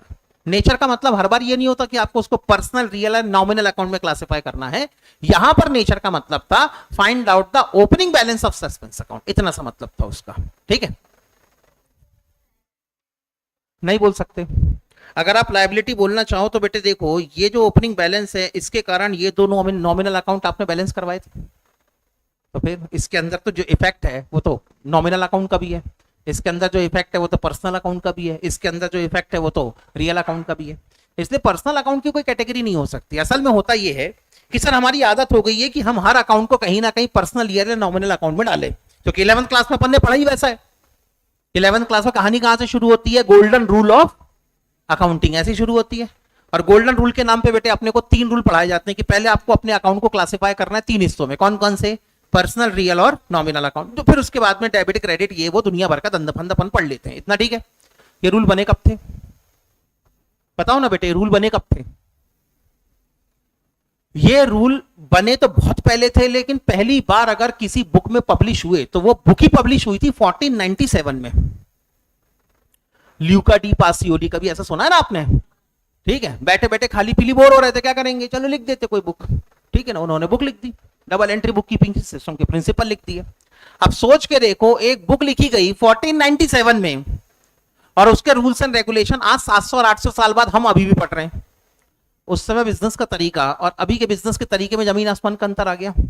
अब जो मॉडर्न बिजनेस है और जो मॉडर्न बिजनेस की अकाउंटिंग है, अब आप बोलो कि हम उन्हीं पुराने तरीकों से करते रहेंगे तो हर जगह तो सपोर्ट नहीं करेगी। नहीं, 70% 80% आपको सपोर्ट कर जाएगी, मना ही नहीं है उसमें, लेकिन बाकी 20-30% के केसेस में क्या? बाकी 20-30% केसेस में तो आपको मॉडर्न अकाउंटेंसी पे ही आना पड़ेगा। और जो मॉडर्न अकाउंटेंसी है वो किस पे बेस्ड है? फंडामेंटल प्रोमाइसेस ऑफ अकाउंटिंग पे बेस्ड है। मॉडर्न अकाउंटेंसी ये कहती है कि अकाउंटिंग के अंदर 5 ही आइटम है बस आपके। कौन कौन से? एसेट, लायबिलिटी, कैपिटल, इनकम और एक्सपेंस। और मॉडर्न अकाउंटेंसी कहती है एसेट इंक्रीज हो तो क्या करवाने का? डेबिट। डिक्रीज हो तो क्या करवाओ? क्रेडिट। लायबिलिटी इंक्रीज होगी तो क्रेडिट, डिक्रीज होगी तो डेबिट। कैपिटल इंक्रीज होगी तो क्रेडिट, डिक्रीज होगी तो डेबिट। इनकम इंक्रीज होगी तो डेबिट कराओ, डिक्रीज होगी तो सॉरी इनकम इंक्रीज होगी तो क्रेडिट कराओ, डिक्रीज होगी तो क्या करोगे? डेबिट कराओ। वैसे ही एक्सपेंस अगर इंक्रीज होंगे तो क्या कराओ? डेबिट। डिक्रीज होंगे तो क्या कराओ? क्रेडिट। अब अगर आप इस मॉडर्न अकाउंटेंसी के प्रिंसिपल को लगाओगे तो इस दुनिया का कोई ट्रांजैक्शन ऐसा नहीं है जिसकी एंट्री आपसे नहीं बन सकती। आज भी जब कोई नई अकाउंटिंग प्रैक्टिस आती है तो नई अकाउंटिंग प्रैक्टिस हमको भी पढ़नी पड़ती है। अब हम लोग ऐसे तो है नहीं कि रात को सोए, रात को माता रानी ने दर्शन दिए कि बेटा अकाउंटिंग स्टैंडर्ड बदला, तथास्तु तेरे को सवेरे उठेगा तो सब बन जाएगा। ऐसा तो होने वाला है नहीं। तो ऐसी कंडीशन में हमको भी जब पढ़नी पड़ती है और अगर वही ट्रेडिशनल अप्रोच से हम उस अकाउंटिंग स्टैंडर्ड को पढ़ने बैठ जाएं तो जिंदगी में पल्ले नहीं पढ़ने वाला। वो गारंटी है। हम ही को समझ में नहीं आएगा तो हम तुमको क्या समझाएंगे फिर? तो पढ़ना तो हमको ही पड़ता है, ऐसा नहीं है कि हमको नहीं पढ़ना पड़ता। लेकिन पढ़ते समय हम लोग कभी ट्रेडिशनल अप्रोच की तरफ जाते ही नहीं, क्योंकि मालूम है अगर कोई नया अकाउंटिंग स्टैंडर्ड आया है या कोई नई अकाउंटिंग प्रैक्टिस आई है तो कहीं ना कोई बिजनेस करने का तरीका बदला होगा, किसी ने कोई नई बिजनेस की प्रैक्टिस लेके आई होगी और उसी के चक्कर में अकाउंटिंग हो रही है। और जब नया बिजनेस आया है तो पक्की बात है 1497 को तो ये बिजनेस था नहीं, और तो 1497 के प्रिंसिपल के बेसिस पर अगर मैं इसकी एंट्री बनाने जाऊं तो जिंदगी में पल्ले नहीं पड़ने वाला ये। तो इसीलिए होता यह है कि यहां पर अगर आप बात सस्पेंस अकाउंट, उस जमाने में तो सस्पेंस अकाउंट होता ही नहीं था, क्योंकि उस जमाने में कोई इतना एसेट्स का, लायबिलिटी का, इनकम का और एक्सपेंसेस का डेटा मेंटेन करते थे, लेकिन इतना डिटेल डेटा तो मेंटेन करते भी नहीं थे। और चलो ट्रायल बैलेंस अगर टैली नहीं हुआ तो ट्रायल बैलेंस को कैसे भी करके कम ज्यादा करके टैली करा दिया, क्योंकि उस समय ऐसी कोई लीगल रिस्ट्रिक्शन तो होती नहीं थी कि आपका ट्रायल बैलेंस ऐसा ही होना चाहिए, अकाउंट्स की बुक वैसी मेंटेन होना चाहिए, ऐसा तो कुछ होता नहीं था उस जमाने में। तो उस जमाने में ये सब बातों को इतना डिटेल में नहीं सोचा जाता था। लेकिन अब आज की डेट में नियम कायदे कानून इतने हो गए हैं कि अब आप अपनी अकाउंट की बुक के अंदर कुछ मैनिपुलेशन कर ही नहीं सकते आप। अगर आपकी जॉइंट स्टॉक कंपनी है तो कंपनी एक्ट 2013 तो लगेगा ही लगेगा आपके ऊपर, उसमें साफ साफ लिखा हुआ है कि अकाउंट की बुक कैसे मेंटेन होनी चाहिए। आप क्या चोरी चकारी करोगे उसमें आप?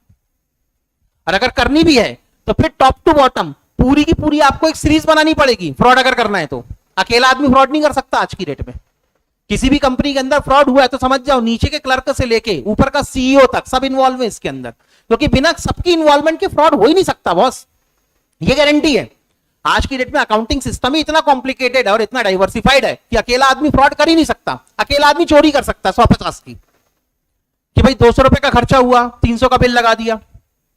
अकेला आदमी ज्यादा ज्यादा क्या करेगा? कंपनी वालों ने कहा भाई अब मेरे को किसी ने, मैं ऐसा कर नहीं रहा हूं, बता रहा हूं, मेरे को कहा कि बेटे जाओ क्लास के अंदर मॉनिटर वो लगाना है, प्रोजेक्टर। नवनीत सर आपको समझता है, एक काम करो प्रोजेक्टर ले आओ। मैं ही प्रोजेक्टर खरीदने गया, एप्सन का प्रोजेक्टर ले आया मैं। उससे खूब भावताव की, मारवाड़ी आदमी अपन, बिना भावताव किए तो अपन कोई सामान नहीं खरीदते। बिना भावताव किए अपन ने शादी नहीं करी बेटे, सामान खरीदना बहुत दूर की बात है। तो मुद्दा ये है, अपन ने भावताव करने बैठ गया। उन्होंने कहा एमआरपी कितना, उन्होंने कहा 65,000। मैंने कहा कम करो। कम कराते कराते अपन 40 पे ले आए, लेकिन बिल बनवाया कितने का, 65 का। चिपका के बिल कितने का चिपकाया अपन ने, 65 का चिपकाया। पेमेंट कितने की करी, 40 की। 25 अपन ने अपनी जेब में डाल लिए। ठीक है, तो ऐसी कंडीशन में इसको फ्रॉड नहीं बोलेंगे, इसको क्या बोलेंगे, चोरी। तो अगर कोई आदमी चोरी करना चाहे तो अकेले कर सकता है, लेकिन अगर लंबे चौड़े करोड़ों का फ्रॉड करना है तो अकेले आदमी का बस का रोग नहीं है आज की डेट में। आपको पहले पूरा का पूरा एक ट्रेल बनानी पड़ेगी। मैं ऐसा करूंगा, तू ऐसा करना, तू ऐसा करना, तू ऐसा करना, तू ऐसा स्टेटमेंट दे देना, बात खत्म। ये रिपोर्ट बनेगी, ऑडिटर साहब, चार्टर्ड अकाउंटेंट साहब, तुम चुपचाप इस पे साइन कर देना, 1 लाख अलग से रखो। ठीक है, इनकम टैक्स ऑफिसर आया, अबे तुम्हारी अकाउंट की बुक में गलती है, अरे साहब 5 लाख रुपए रखो ना, जान दो, हटाओ, किस्सा खत्म करो, वो भी खुश। सरकार से तनख्वाह कितनी मिल रही है उसको, 80,000 रुपए की। तुमने सीधे आते से एक साइन करने के कितने पकड़ा दिए, 5 लाख रुपए, वही भारी खुश। चार्टर्ड अकाउंटेंट की सैलरी कितनी है, आप उसको कितनी फीस पे करोगे ऑडिट करने की, 20,000, 25,000, 50,000। तुमने बोला कि साहब हमको ही मालूम है कि हमने फ्रॉड किया है, तुम चुपचाप आओ और यहां पे साइन कर दो और बोल दो कि हमारी अकाउंट्स के रिकॉर्ड बिल्कुल सही तरीके से मेंटेन हुए। चार्टर्ड अकाउंटेंट ने बोला हमको क्या मिलेगा, आप 2 लाख रुपए ले लो। अभी मैंने कहा पागल हो गया, 4 साल पढ़ के इतनी महंगी डिग्री ली है, तुम 2 लाख दे रहे हो, चलो 3 लाख ले लो। पागल हो गया, मैं बहुत ईमानदार आदमी, कैसी बात कर रहा सर, 4 लाख रुपए ले लो। अरे यार तुम लोग फालतू बात मत किए सर, 5 लाख ले लो। मैं बोल रहा हूं ना मेरे को नहीं चाहिए पैसे, सर 10 लाख ले लो। कहां साइन करना बता। मुद्दा यही है बॉस, ठीक है। अगर फ्रॉड हुआ है तो फिर तुमको नीचे से लेके ऊपर तक सबको बना के चलना पड़ेगा। अब तुम बिलीव नहीं करोगे बेटे, मेरे पर्सनल रिलेशन में कुछ लोग ऐसे हैं, ईमानदारी की बात बता रहा हूं, मेरे पर्सनल रिलेशन में कुछ लोग ऐसे हैं, हमारे घर में चार्टर्ड अकाउंटेंट की 1 रुपए की इज्जत नहीं है। ये रियलिटी है हमारे घर में, कभी चल के देखना, हर दूसरा लड़का चार्टर्ड अकाउंटेंट है, हर दूसरी लड़की सीए है। सबने सीए की डिग्री ले ली, सबने जाके नौकरियां कर ली, कोई पूना में नौकरी करके चला गया, कोई मुंबई में नौकरी करके चला गया, कोई यहां नौकरी करके चला गया, कोई दिल्ली में नौकरी करके चला गया। 3-3, 5-5 साल सबने नौकरियां करी, सबने बिजनेस करने के रंग ढंग सीख लिए, चुपचाप जाके बाप के धंधे में लग गए। बस किया उनने क्या है, पहले बाप का धंधा 5 करोड़ का था, आज 200 करोड़ का है। उनके पिताजी ने पहले 100 करोड़ का धंधा खड़ा किया था, इनने 100 करोड़ के धंधे को 1000 करोड़ में कन्वर्ट कर दिया, और कोई दूसरा ही काम नहीं। पिताजी मारुति 800 में घूमते थे, ये BMW और ऑडी में घूम रहे, क्योंकि तुम्हारी डिग्री तुमको इतना धंधा सिखा देगी ये कि एक टाइम के बाद तुम खुद ही बोलो कि मेरे को करना ही नहीं है नौकरी चाकरी, रख अपनी नौकरी अपने पास। शुरू में शौक पानी के लिए कर लिया तो कर लिया कि भाई मुंबई में रहेंगे, मुंबई की लाइफस्टाइल एंजॉय करेंगे, कंपनी वाले 2 लाख रुपए की सैलरी देंगे, अपन भी मुंबई चले गए, बढ़िया दोस्तों के साथ में एक फ्लैट ले लिया, 3-4 दोस्त रह रहे हैं, 2 लाख रुपए की सैलरी मिल रही है, मंडे टू फ्राइडे अपन ने नौकरी करी और सैटरडे संडे बढ़िया मुंबई की लाइफस्टाइल एंजॉय करी। कब तक, लेकिन 3 साल 4 साल तक। 3 साल 4 साल के बाद जब शादी होगी, और शादी होने के बाद जब 20 बच्चे संभालने का टेंशन अपने ऊपर आएगा, तब किसकी याद आती है, माँ बाप की याद आती है। क्योंकि रात को जब 2 बजे बच्चा रोएगा और उस कंडीशन में अपने को सोने नहीं देगा, तो फिर किसकी याद आएगी, काश इसके दादा दादी यहां होते तो कितना अच्छा होता। तो अपन ने बोरिया बिस्तर समेटा और दादा दादी के बाद चले। होता यही है आखिरी में। फाइनली अगर मैं तुमसे ही बात करूं तो बड़ी मुश्किल से जितने चार्टर्ड अकाउंटेंट बनोगे, आज से अगर मैं 15 साल बाद तुमको मिलूंगा तो उसमें से सिर्फ 20% लोग ही मुझे नौकरी करते हुए मिलोगे, गारंटी लिख के दे रहा हूं मैं। पूरी क्लास अगर चार्टर्ड अकाउंटेंट बन गई, बनी जाएगी वैसे, बन गई, तो तुम में से सिर्फ 20% लोग आज से 15 साल बाद मुझे नौकरी करते हुए मिलोगे, गारंटी है। या तो तुम कुछ करोगे ही नहीं, ये गारंटी है। सर क्यों नहीं करेंगे, अबे बाप के पैसे उसी को इन्वेस्टमेंट कर करके बैच का पैसा खा लोगे तुम, क्योंकि अकल इतनी आ जाएगी तुमको सही तरीके से इन्वेस्टमेंट कैसे करना, पैसे से कैसे पैसे बनाना है। या तो तुम अपने पिताजी के पैसे को घुमा घुमा के घर में बैठते रहोगे, उसी को घुमाते रहोगे, ये शेयर बेच, इसको खरीद, यहां लगा वहां लगा, ऐसा कर वैसा कर, इसी से तुम इतना कमा लोगे कि तुमको नौकरी करने की जरूरत ही नहीं पड़ेगी। या तो इसलिए तुम कुछ करोगे ही नहीं, और करोगे तो या तो तुम अपनी प्राइवेट प्रैक्टिस कर रहे होगे, अपना ऑफिस खोल के बैठ चुके होगे तुम, और या तो तुम अपने फादर का बिजनेस कंटिन्यू कर रहे होगे। ठीक, हाँ ये बात अलग है कि तुम्हारे फादर घूम रहे होंगे होंडा सिटी से, तो तुम घूम रहे होगे BMW और जैगवार से। ठीक, नहीं सर हम तो थार लेंगे, लड़कों के अंदर शौक होता है ना, नहीं सर हम थार लेंगे, फॉर्च्यूनर लेंगे। ये भौकाल वौकाल बनाने वाला हिसाब किताब कब तक सही रहता है, 20, 24, 25 साल तक बड़ा अच्छा लगता है। 25 साल के बाद आदमी भौकाल और ये और वो और बाहुबली और फलाना इमका डिमका सब भूल जाता है। 25 साल के बाद बेटे जब 20 बच्चे होते हैं ना तो चुपचाप अपने को याद आती है कंफर्टेबल वाली गाड़ी। ठीक है, अभी हर लड़के का शौक होता है रॉयल एनफील्ड खरीदना, अपने को बुलेट खरीदने का है अपने को, ठीक है ना। और जहां उसकी उम्र होती है 30 साल के ऊपर, वो बोलता है कहां फालतू की गाड़ी ले ली यार, बड़ा सर दर्द है, क्योंकि अब उसको 10 जगह गाड़ी निकालना है। तो ये भौकाल बनाना, बाहुबली बनना, जलवा होना चाहिए, जलवा है हमारा, भौकाल है हमारा, ये सब 27-28 साल तक होता है बॉस, ठीक है। और जहां 30 साल के बाद शादी हुई और रात को 12 बजे बच्चे ने पैं किया, पूरा भौकाल बेटे खिड़की से कूद के भाग जाता है 2 मिनट के अंदर। तो होना आखिरी में यही है, ठीक है, इसलिए फालतू दिमाग लगाना बेकार है इतना, ठीक है। तो बेटे कुल मिलाकर the bottom line is that suspense account उस जमाने में नहीं हुआ करता था जिस जमाने में डबल एंट्री बुक की, क्या हुआ, सस्पेंस अकाउंट उस जमाने में नहीं हुआ करता था जिस जमाने में double entry book keeping system के प्रिंसिपल बने थे, और इसीलिए इसको किसी पर्टिकुलर क्लास में क्लासिफाई करना थोड़ा सा मुश्किल है, ठीक है इतना, ठीक है। चलो बेटे, नहीं नहीं नहीं कुछ नहीं लिखना, बस आपने ओपनिंग बैलेंस निकाल के बता दिया, सफिशिएंट है वो उतना, ठीक। सर आज इतनी सच्चाई, पागल, सच बोलना अपना अधिकार है, ठीक है। टीचर अगर सच नहीं बोलेगा तो क्या बोलेगा। अब तुम्हें सच लग रहा है बेटे, मैं तुम्हें क्या बताऊं, मैं अपनी आप बीती सुना रहा हूं।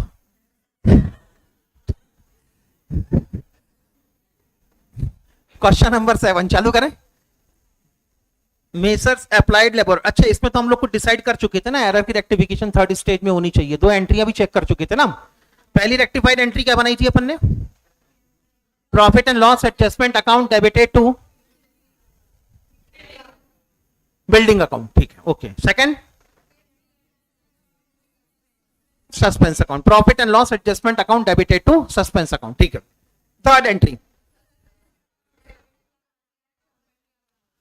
थर्ड एंट्री आई है बेटे, suspense account is to be debited by rupees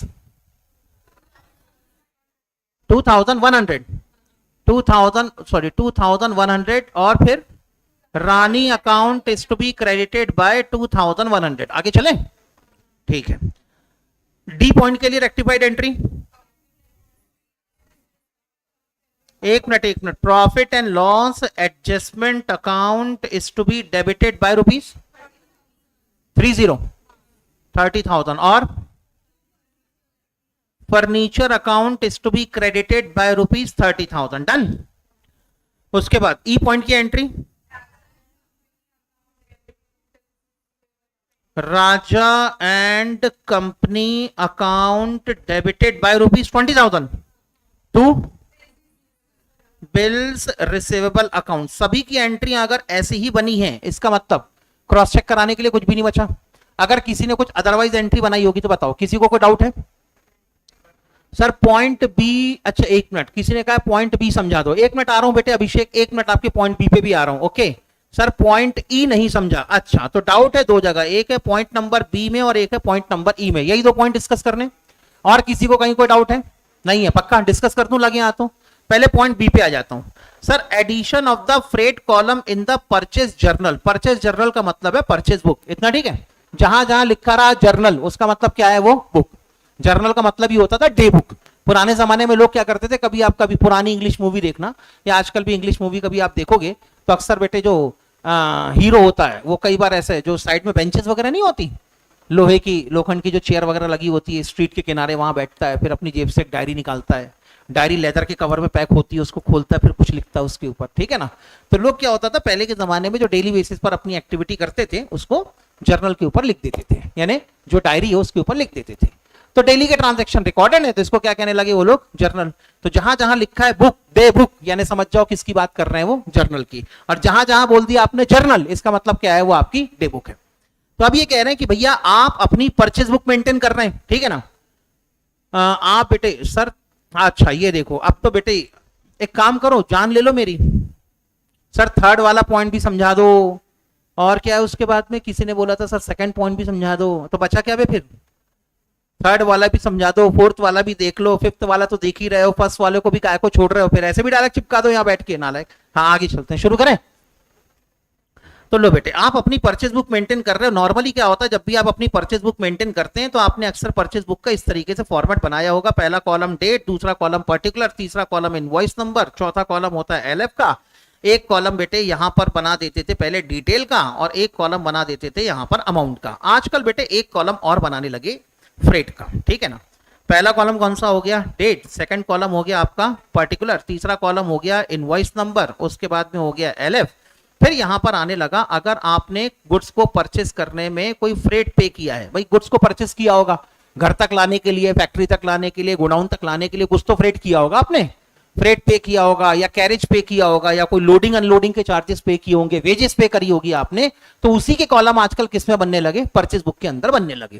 ठीक, तो एक फ्रेट का कॉलम बना दिया, फिर एक आपने डिटेल का कॉलम बना दिया और एक आपने अमाउंट का कॉलम बना दिया। ठीक, अब आपने कोई गुड्स परचेस किया, मान लो आपने 1 लाख रुपए का गुड्स परचेस किया, तो वो तो किसके कॉलम में आ गया, डिटेल के कॉलम में आ गया, ना डिटेल के कॉलम में।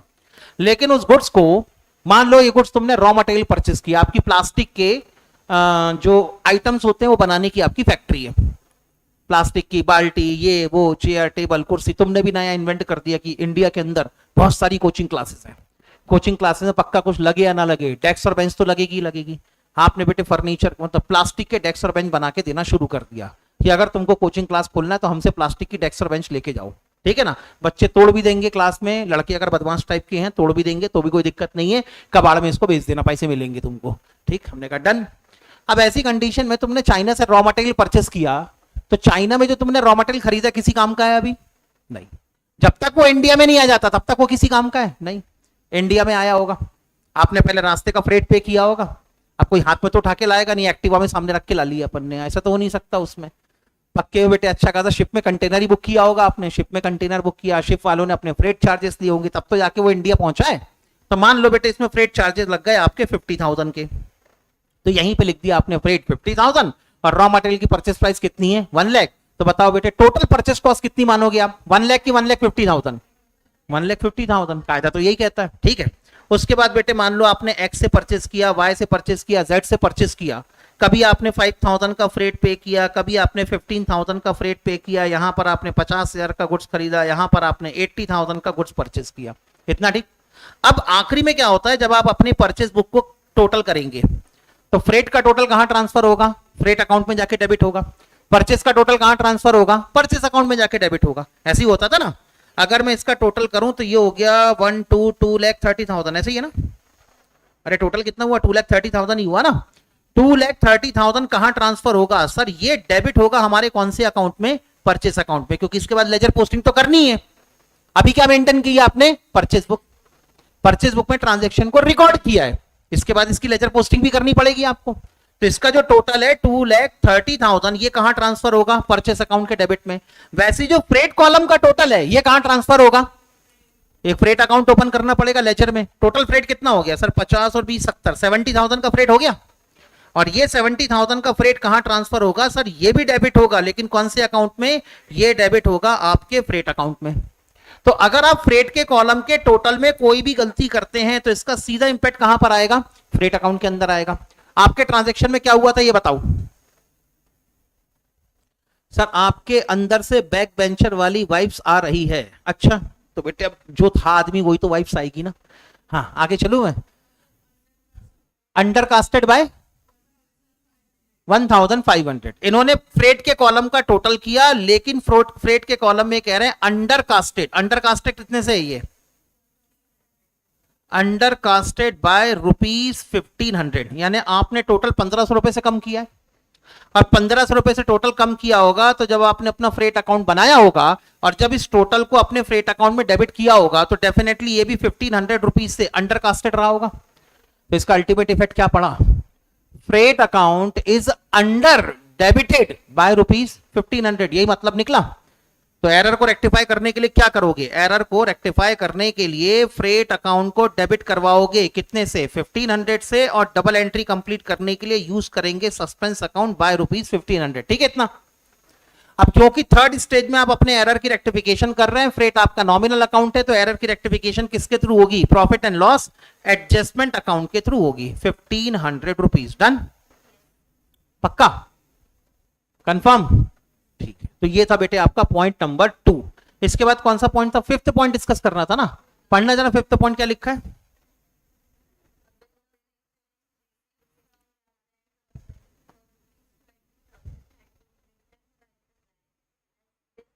बस बस बस बस, आपको राजा एंड कंपनी से कोई बिल मिला था, बैंक वालों ने आपको ये वापस कर दिया, क्यों? क्योंकि डिसऑनर हो गया। तो जब बिल तुमको मिला था तो बैंक वालों को पहुंचा कैसे होगा?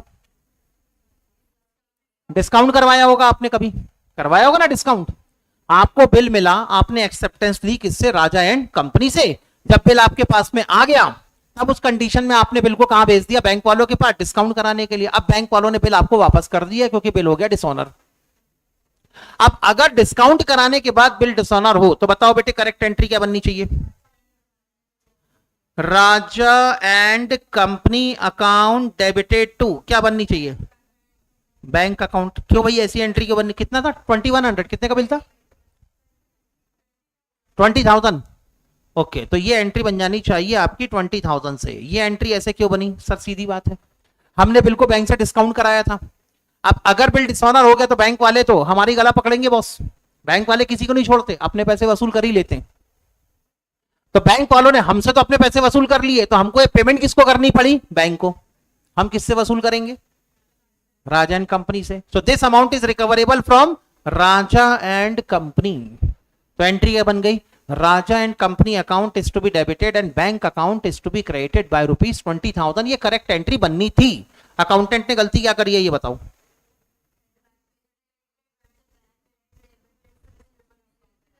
क्रेडिटेड टू बैंक अकाउंट, यानी उसने बैंक अकाउंट को तो प्रॉपरली क्रेडिट करवा दिया, कितने से? 20,000 से।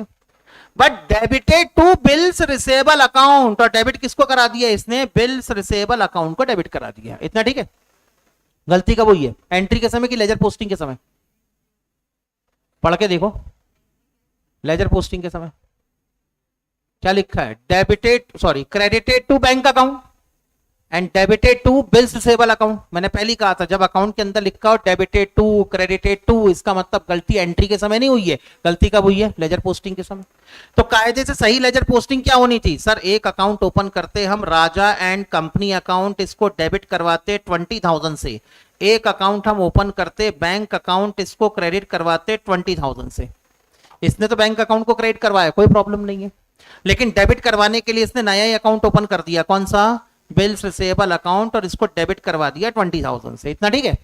तो अकाउंटेंट ने क्या किया? बैंक अकाउंट को क्रेडिट करवाया, और अकाउंटेंट ने क्या किया? बिल्स रिसेबल अकाउंट को डेबिट करवाया। यही काम किया इसने। मैंने कहा बना लो अब रेक्टिफाइड एंट्री। जो करेक्ट अकाउंटिंग ट्रीटमेंट है वो एज इट इज रिकॉर्ड हो जाना चाहिए। अरे ठीक है, रेक्टिफाइड एंट्री जो करेक्ट अकाउंटिंग ट्रीटमेंट है इसको एज इट इज रिकॉर्ड कर दो, करवा दिया। जो इनकरेक्ट अकाउंटिंग ट्रीटमेंट है इसका इफेक्ट कैंसिल करने के लिए क्या करोगे? Reversal entry. Bills receivable account को क्या किया है? डेबिट। इफेक्ट कैंसिल करने के लिए क्या करोगे? क्रेडिट। ठीक है? तो यहां पर बेटे बिल्स रिसेबल अकाउंट क्रेडिट हो जाएगा। इतना ठीक है? ओरिजिनल एंट्री करते समय बैंक अकाउंट को क्या किया था? क्रेडिट। इसका भी इफेक्ट कैंसिल करने तो क्या करोगे? डेबिट करना पड़ेगा। ये लो बेटे, bills receive, sorry, bank account को डेबिट करवा दो 20,000 से। कॉमन फैक्टर है कुछ सर? बैंक अकाउंट का डेबिट बैंक अकाउंट के क्रेडिट से कैंसिल करो। फाइनली क्या बच गया? Raja and company account debited and bills receivable account credited by ₹20,000। Done? किसी को कोई डाउट? पक्का? ठीक है, ये वाला क्वेश्चन खत्म हो गया। कौन सा था? 7 था ना? ठीक है, 8th क्वेश्चन पे आ जाऊं अब मैं। आ जाओ बेटे 8th क्वेश्चन पे। कहां है तुम्हारा 8th क्वेश्चन?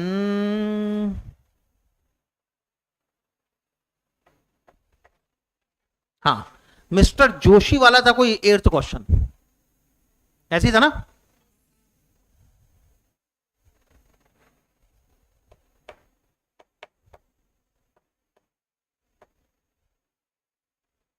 अरे चलो मालिक, हाँ, मिस्टर जोशी, ये लो बेटे, ये था तुम्हारा question.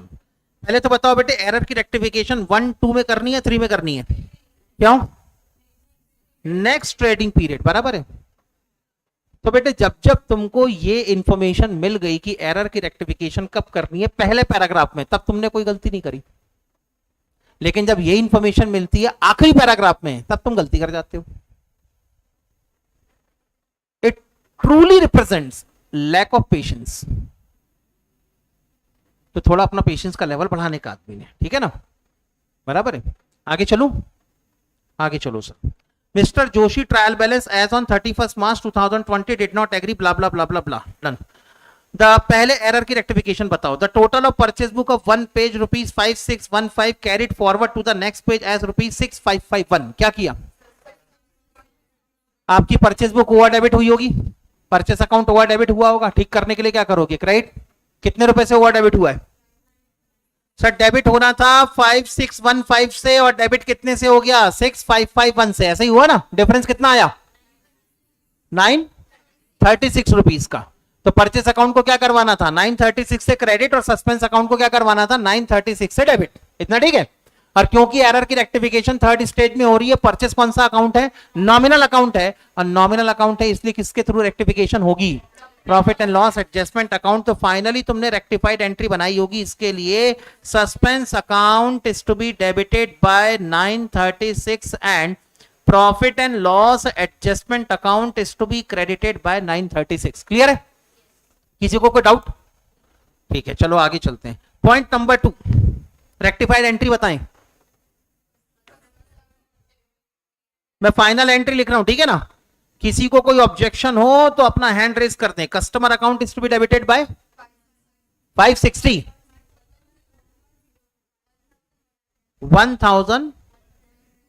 1102 and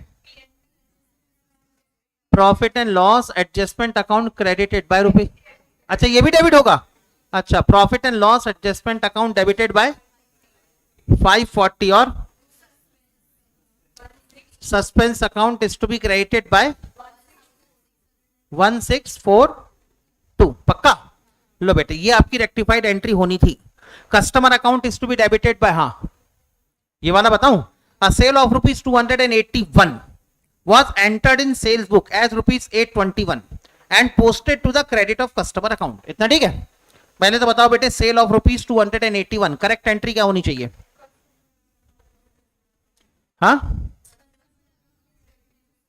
customer account debited to sales account. कितने रुपए से कर दूं? 281। ये लो बेटे, अब क्या कर दिया इन्होंने? सेल्स बुक में ही रिकॉर्डिंग। पहले गलती कब हुई है? एंट्री के समय कि पोस्टिंग के समय? पहले बताओ बेटे, एंट्री क्या लिखा है? बुक लिखा है कि अकाउंट लिखा है? क्या लिखा है? पढ़ो ना बेटे। बुक लिखा है, यानी आपने गलती कहां पे कर दी? ओरिजिनल बुक में एंट्री करते समय गलती कर दी। आपने सेल्स बुक में रिकॉर्ड किया, भाई सेल्स का ट्रांजैक्शन है, सेल्स बुक में रिकॉर्ड होना चाहिए, बात तो एकदम सही है। लेकिन कितने रुपए से रिकॉर्ड कर दिया? 821 से। इसका मतलब अगर आप सेल्स बुक में रिकॉर्ड कर रहे हैं एंट्री के समय ही अगर आप गलती कर रहे हैं, इसका मतलब कस्टमर अकाउंट भी डेबिट हुआ होगा कितने से? 821 से। और सेल्स अकाउंट भी क्रेडिट होगा कितने से? 821 से। इतना ठीक है? अगर लेजर पोस्टिंग में गलती होती तो मैं मान लेता कि सिर्फ कस्टमर अकाउंट में गलती हुई है, लेकिन आपने गलती कब कर? एक बात बताओ, आराम से सोचो। अगर आपने जर्नल एंट्री में कोई गलती कर दी तो इसका इफेक्ट लेजर पोस्टिंग में आएगा कि नहीं आएगा? पक्का आएगा। तो अगर आपने एंट्री के समय कोई गलती करी है तो लेजर पोस्टिंग में इसका इफेक्ट आएगा, डैम श्योर है। इसका इफेक्ट ट्रायल बैलेंस में आएगा। बोलो ना हाँ या ना? बिल्कुल आएगा। तो अगर कहीं पर भी लिखा हो कि आपने एंट्री में गलती करी है तो चुपचाप मान लेना कि लेजर पोस्टिंग भी गलत हुई होगी, क्योंकि कोई भी आदमी लेजर पोस्टिंग करेगा तो एंट्री को देख के ही तो करेगा, और एंट्री में ही गलती है तो लेजर पोस्टिंग भी गलत होगी। लेकिन अगर मैं आपसे ये कहूं कि बेटे अब तुम्हारी गलती लेजर पोस्टिंग में है, तो क्या ये मान लेना चाहिए कि एंट्री भी गलत हुई होगी? बोलो ना, मैं तुमसे सिंपल सा सवाल पूछ रहा हूं। अगर तुम एरर को ढूंढते हो और एरर आपको मिला लेजर पोस्टिंग में, तो क्या मैं मान लूं कि इसकी एंट्री भी गलत बनी होगी? नहीं, क्योंकि ऐसा भी तो हो सकता है कि सर एंट्री सही बनी हो, एंट्री सही बनने के बावजूद भी लेजर पोस्टिंग गलत हो गई हो। इतना ठीक है? अब ऐसी कंडीशन में अगर मैं इसकी बात करूं तो ये गलती कब हुई है? एंट्री करते समय। आपने सेल्स बुक में ट्रांजैक्शन गलत रिकॉर्ड किया है। सोच के देखो, ये है बेटे आपकी सेल्स बुक। ए से आपने गुड्स परचेस किया 1000 का, बी से आपने गुड्स परचेस किया 281 का, लेकिन लिख दिया तुमने 821। इतना ठीक है? बस दो ही ट्रांजैक्शन थे। इसके बाद क्या करोगे? बोलो ना। सेल्स बुक का इसके बाद में क्या करोगे? टोटल करोगे आप। टोटल कितना हो गया? 1821। यही होना चाहिए ना टोटल मेरे हिसाब से। ठीक, अब कराओ इसकी लेजर पोस्टिंग। क्या करोगे लेजर पोस्टिंग? पहले तो ए अकाउंट ओपन करोगे आप, ए अकाउंट को डेबिट कितने से कराओगे? 1000 से। फिर आप बी अकाउंट ओपन करोगे, बी अकाउंट को डेबिट कितने से कराओगे? भाई आपको सेल्स बुक में कितना अमाउंट दिख रहा है? 821। तो बी अकाउंट को डेबिट भी कितने से कराओगे? 821 से कराओगे। फिर आप एक नया अकाउंट ओपन करोगे, कौन सा? Sales account. सेल्स अकाउंट को क्रेडिट कितने से कराओगे? 1821 से आप अपने सेल्स अकाउंट को क्रेडिट कराओगे। इतना ठीक है? तो सोचो, अगर किसी पार्टी के ट्रांजैक्शन को तुमने गलत रिकॉर्ड कर दिया तो पार्टी अकाउंट भी गलत डेबिट हुआ होगा और सेल्स अकाउंट भी गलत क्रेडिट हुआ होगा। क्योंकि अगर इंडिविजुअल ट्रांजैक्शन गलत रिकॉर्ड होता है तो पार्टी अकाउंट में भी लेजर पोस्टिंग गलत होगी, और ये अमाउंट अगर गलत है तो पक्की बात है टोटल भी गलत ही आएगा आपका, और अगर टोटल गलत आया तो सेल्स अकाउंट में भी गलती हो जाएगी आपके। समझ में आ गई बात? तो अकाउंटेंट ने जो किया है, अगर इसके हिसाब से कन्वर्ट किया जाए तो कस्टमर अकाउंट डेबिट कितने से हुआ होगा? 821 से, और सेल्स अकाउंट क्रेडिट कितने से हुआ होगा? 821 से। समझ में आया? अरे अभी तो मैंने करेक्ट और इनकरेक्ट ढूंढा है, आगे चलूं अब? अरे इतना समझ में आया कि नहीं आया ये बताओ। ठीक है सर, डन। अच्छा, अब उसके आगे क्या लिखा है ये बताओ। कुछ लिखा था ना उसके आगे, कस्टमर अकाउंट वॉज क्रेडिटेड, इतना लिखा है। कहीं लिखा है करेक्टली क्रेडिटेड? नहीं लिखा। तो इसका मतलब क्या मान के चलोगे? कस्टमर अकाउंट को क्रेडिट किया है लेकिन गलत अमाउंट से क्रेडिट किया होगा आपने, हाँ या ना? तो बेटे ये आपकी करेक्ट एंट्री है, ये आपकी इनकरेक्ट एंट्री है, दोनों को कंपेयर करो और रेक्टिफाइड एंट्री बताओ क्या बनेगी। सर जो करेक्ट अकाउंटिंग ट्रीटमेंट है उसको एज इट इज रिकॉर्ड कर देना चाहिए, करवा दूं? ठीक है, ये लो भाई, कस्टमर अकाउंट डेबिट होना चाहिए था, सेल्स अकाउंट क्रेडिट होना चाहिए था बाय ₹281। इतना ठीक है? जो इनकरेक्ट अकाउंटिंग ट्रीटमेंट है उसका रिवर्सल ट्रीटमेंट डालोगे। अकाउंटेंट ने क्या किया था? कस्टमर अकाउंट को डेबिट करवाया है कितने से? 821 से। तुमने क्या करना? क्रेडिट करवा दूं? अच्छा, कस्टमर अकाउंट को भी क्रेडिट किया था क्या इसने? ओके, ये गलती थी। Okay, customer account credited. तो बेटे इसने कस्टमर अकाउंट को क्या कर रखा है? क्रेडिट कर रखा है। रेक्टिफाई करने के लिए, इफेक्ट कैंसिल करने के लिए क्या करोगे? कस्टमर अकाउंट को डेबिट करवाओगे। ये लो बेटे, डेबिट करवा दिया मैंने, customer account debit. Sales account को क्रेडिट कर रखा है इसने, रेक्टिफाई करने के लिए क्या करोगे? इसको भी डेबिट करवाओगे। ये लो बेटे, इसको भी डेबिट करवा दिया मैंने। Sales account is to be debited by 821। Cancel करने के लिए कुछ है? बोलो ना सर। सेल्स अकाउंट का 821 281 से सेट ऑफ होगा। कितना हो गया अमाउंट? 821 माइनस 281, कितना आता है डिफरेंस? 500 एंड, ये डिफरेंस आता है ना। आउट ऑफ डेबिट या आउट ऑफ क्रेडिट है? आउट ऑफ डेबिट है। इसका मतलब रेक्टिफाइड एंट्री में सेल्स अकाउंट डेबिट हो जाना चाहिए 540 से। इतना ठीक है? Customer account debit 281, customer account debit 821, total 1102। 1102 से क्या करोगे? कस्टमर अकाउंट को डेबिट कराओगे। डबल एंट्री कंप्लीट हो रही है क्या? नहीं। कंप्लीट करने के लिए क्या करोगे? सस्पेंस अकाउंट को क्रेडिट कराओगे। कितने से? 1642। इतना ठीक है? अब क्योंकि एरर की रेक्टिफिकेशन स्टेज 3 में हो रही है तो नॉमिनल अकाउंट की रेक्टिफिकेशन किससे होगी? तो सेल्स अकाउंट की जगह क्या लिख देना चाहिए? Profit and loss adjustment account. तो फाइनली रेक्टिफाइड एंट्री क्या बनी? हाँ बेटे बताओ, फाइनली रेक्टिफाइड एंट्री क्या बनी? Profit and loss adjustment account debited by ₹540, customer account debited bye ₹1102 and suspense account will B credited by 1642। यही एंट्री बनी थी ना? आगे चले? हाँ, समझ में आया? हाँ बोलो ना।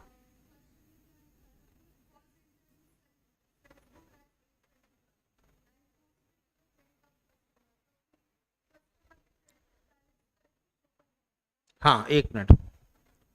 अ सेल ऑफ ₹281, पहले इतना पढ़ो। अगर आप अकाउंटेंट होते तो सिर्फ इतना पढ़ने के बाद एंट्री क्या बनाते? 281 बराबर है। वॉज एंटर्ड, एंटर्ड का मतलब एंट्री करने से रिलेटेड है। और कंफर्मेशन के लिए क्या लिखा है? Sales book as ₹821।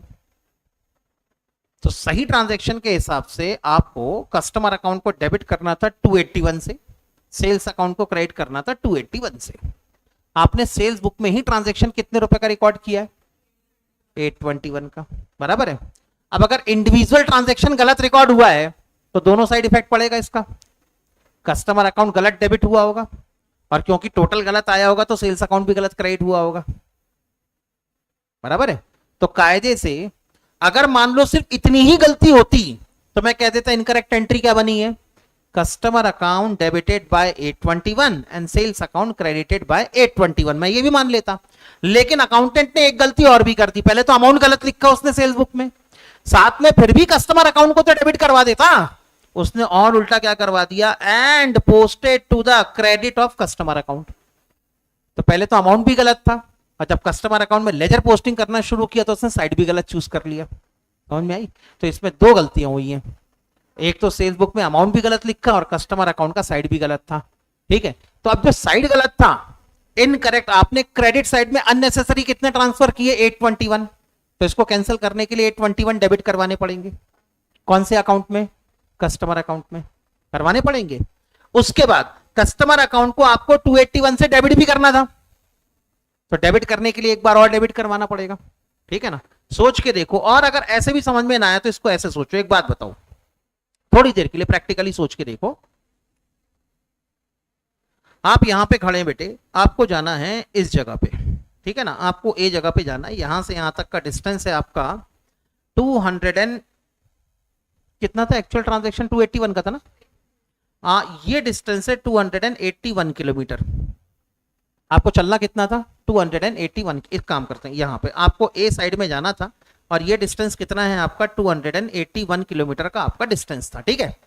तो कायदे से आपको लेफ्ट हैंड साइड में जाना था 281 किलोमीटर, उल्टा आप बेटे राइट साइड में चले गए, कितना चले गए 821 किलोमीटर। तो अब बताओ बेटे इस जगह पे पहुंचने के लिए क्या करना पड़ेगा, पहले तो 821 किलोमीटर वापस आना पड़ेगा, तब आप कहां पर आओगे, ओरिजिनल पोजीशन पे आओगे ना। फिर उसके बाद आपको 281 किलोमीटर और चलना पड़ेगा कि नहीं। तो टोटल कितना ट्रेवल किया, हाँ प्लस करके बताओ ना, हाँ कितना ट्रेवल किया 1102 किलोमीटर ट्रेवल किया, बराबर है। बस किलोमीटर के आगे रुपीस लगा दो। कस्टमर अकाउंट को डेबिट कितने से करना था 281 से, तुमने क्या करवा दिया क्रेडिट कितने से करा दिया 821 से।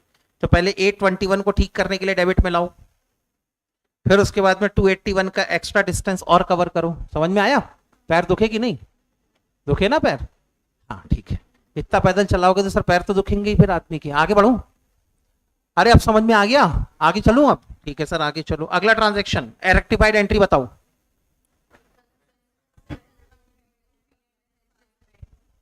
Suspense account is to be debited by rupees 540 590, suspense account is to be debited by rupees 590 and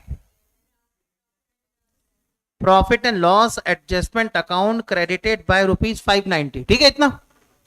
third transaction की रेक्टिफाइड एंट्री, सभी लोग बेटे इस पे कंसेंट है, सबकी एग्री हो सब लोग, तो फिर मैं ना क्वेश्चन पढ़ूंगा ना क्रॉस चेक करूंगा अगर सबकी एंट्रीज है। हम पॉइंट नंबर कौन सा बेटा, इसी में, अच्छा। और रिटर्न टू क्रेडिटर 295, आपने अपने क्रेडिटर्स को गुड्स वापस किया होगा, तो केस कौन सा बन गया परचेस रिटर्न। क्या लिखा है रिटर्न टू क्रेडिटर, ठीक है, तो केस कौन सा बन गया परचेस रिटर्न। कितने रुपए का गुड्स रिटर्न किया 295, करेक्ट एंट्री क्या होनी थी कस्टमर क्रेडिटर, बेटे सप्लायर, कस्टमर नहीं, कस्टमर से अपन वापस लेते हैं, वापस देते किसको है अपन सप्लायर को, तो या तो सप्लायर बोलो या तो क्रेडिटर बोलो, ठीक है, या तो ट्रेड पेबल बोलो वो भी चलेगा, और इतना भी नहीं तो पार्टी अकाउंट बोल दो, पार्टी एक कॉमन वर्ड है, ठीक है ना, डेटर के लिए भी यूज कर सकते हैं क्रेडिटर के लिए भी यूज कर सकते हैं। आगे चले, हाँ तो करेक्ट एंट्री क्या होनी थी, creditors account is to be debited by 295 and purchase return account is to be credited by 295। आगे चले, was entered in return inward book, इसको बेटे कहां रिकॉर्ड किया रिटर्न इनवर्ड। रिटर्न इनवर्ड मतलब कौन सी रिटर्न, सेल्स रिटर्न, भगवान कसम बेटे परचेस रिटर्न का केस तुमने कहां रिकॉर्ड कर दिया सेल्स। सर लेकिन ऐसी गलती अकाउंटेंट से हो कैसे जाती है, मतलब आपको ऐसा नहीं लग रहा सर ये बड़ी एबनॉर्मल सी मिस्टेक है, मतलब परचेस रिटर्न का ट्रांजैक्शन कोई भी आदमी सेल्स रिटर्न के नाम पे कैसे रिकॉर्ड कर देगा। प्रैक्टिकली तो ऐसा नहीं हो सकता ना, कुछ भी आप एरर बनाते हो ऐसा नहीं होता। क्या होता है जब आप मार्केट से सब्सिडरी बुक खरीदने जाते हैं ना कि भाई एक परचेस बुक दे दो, एक सेल्स बुक दे दो, एक परचेस रिटर्न बुक दे दो, एक सेल्स रिटर्न बुक दे दो, तो जब भी आप स्टेशनरी शॉप में ऐसी कोई बुक खरीदने जाएंगे तो देखना सब आपको रेड कलर की मिलेगी। सबका कवर पेज कौन से कलर का होगा? रेड कलर का, क्योंकि ट्रेडिशन है अपना हिंदुओं का कि भाई अकाउंट्स की बुक कौन से कलर की होनी चाहिए? रेड कलर की होनी चाहिए। तो अब बेटे आपकी जर्नल प्रॉपर रेड कलर की, उसका कवर पेज कौन से कलर का है? रेड कलर का, ठीक है ना। कैश बुक रेड कलर की, परचेज बुक रेड कलर की, सेल्स बुक रेड कलर की, purchase return book red colour की, sales return book red colour की। अब उसको एंट्री किसमें करनी थी? परचेज रिटर्न बुक में। उसने हाथ डाला, परचेज रिटर्न बुक निकालो, धोखे से हाथ में क्या आ गया? Sales return book. बड़ा एक्साइटेड था, एक्साइटमेंट में डिसीजन हमेशा गलत होते हैं। उसने कौन सी बुक निकाल लिया बेटे? Sales return book. Sales return को क्या पढ़ लिया? Purchase return book. जल्दी से पन्ने पलटाया, एंट्री कर मारी उसने। तो अल्टीमेटली था कौन सा ट्रांजैक्शन? परचेज रिटर्न का, लेकिन रिकॉर्ड कौन सी बुक में हो गया? सेल्स रिटर्न बुक में रिकॉर्ड हो गया। आगे चले, ठीक है। अब बेटे अगर सेल्स रिटर्न बुक में रिकॉर्ड हुआ है तो कायदे से दोनों साइड गलती होनी चाहिए थी। फिर तो सोच के देखो, अगर आपका परचेज रिटर्न का ट्रांजैक्शन है तो आप करेक्ट एंट्री क्या बनाते ये बताओ। अरे यार नहीं करना बेटा, चालू हो जा। हाँ वेरी गुड, आगे चलते हैं। तो बताओ बेटे परचेज रिटर्न की करेक्ट एंट्री क्या बनाते? Creditor account debited to purchase return account. Amount कितना लिखते?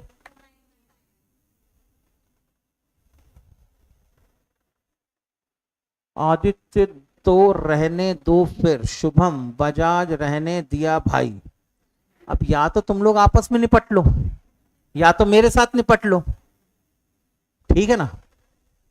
घर वाले सोच रहे बच्चा पढ़ रहा है, सर पढ़ा रहे हैं, लेकिन बच्चा तो आपस में लगे हुए हैं बेटे। यहाँ पर कोई सोना बाबू भी तो नहीं कर रहा है यहाँ बैठ के, पता लगा मेरे बाबू ने खाना खाया और मेरे सोना ने खाना खाया तो नहीं कर रहा कोई यहाँ पर। नहीं, अभी तक ये नौबत नहीं आएगी।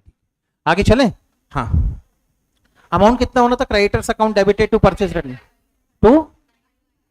295 से करेक्ट एंट्री होनी थी, ठीक है, इतना ठीक। अब इसने कहा रिकॉर्ड कर दिया? सेल्स रिटर्न बुक में। तो कायदे से सेल्स रिटर्न की एंट्री बननी चाहिए थी। सेल्स रिटर्न की एंट्री क्या बनाते आप? Sales return account debited to creditor ही लिख दूं यहां पर? एक काम करते हैं सर, कॉमन वर्ड यूज करो तब मजा आएगा। मैंने कहा ठीक है, चलो कॉमन वर्ड यूज कर लेता हूं। कौन सा? Party account.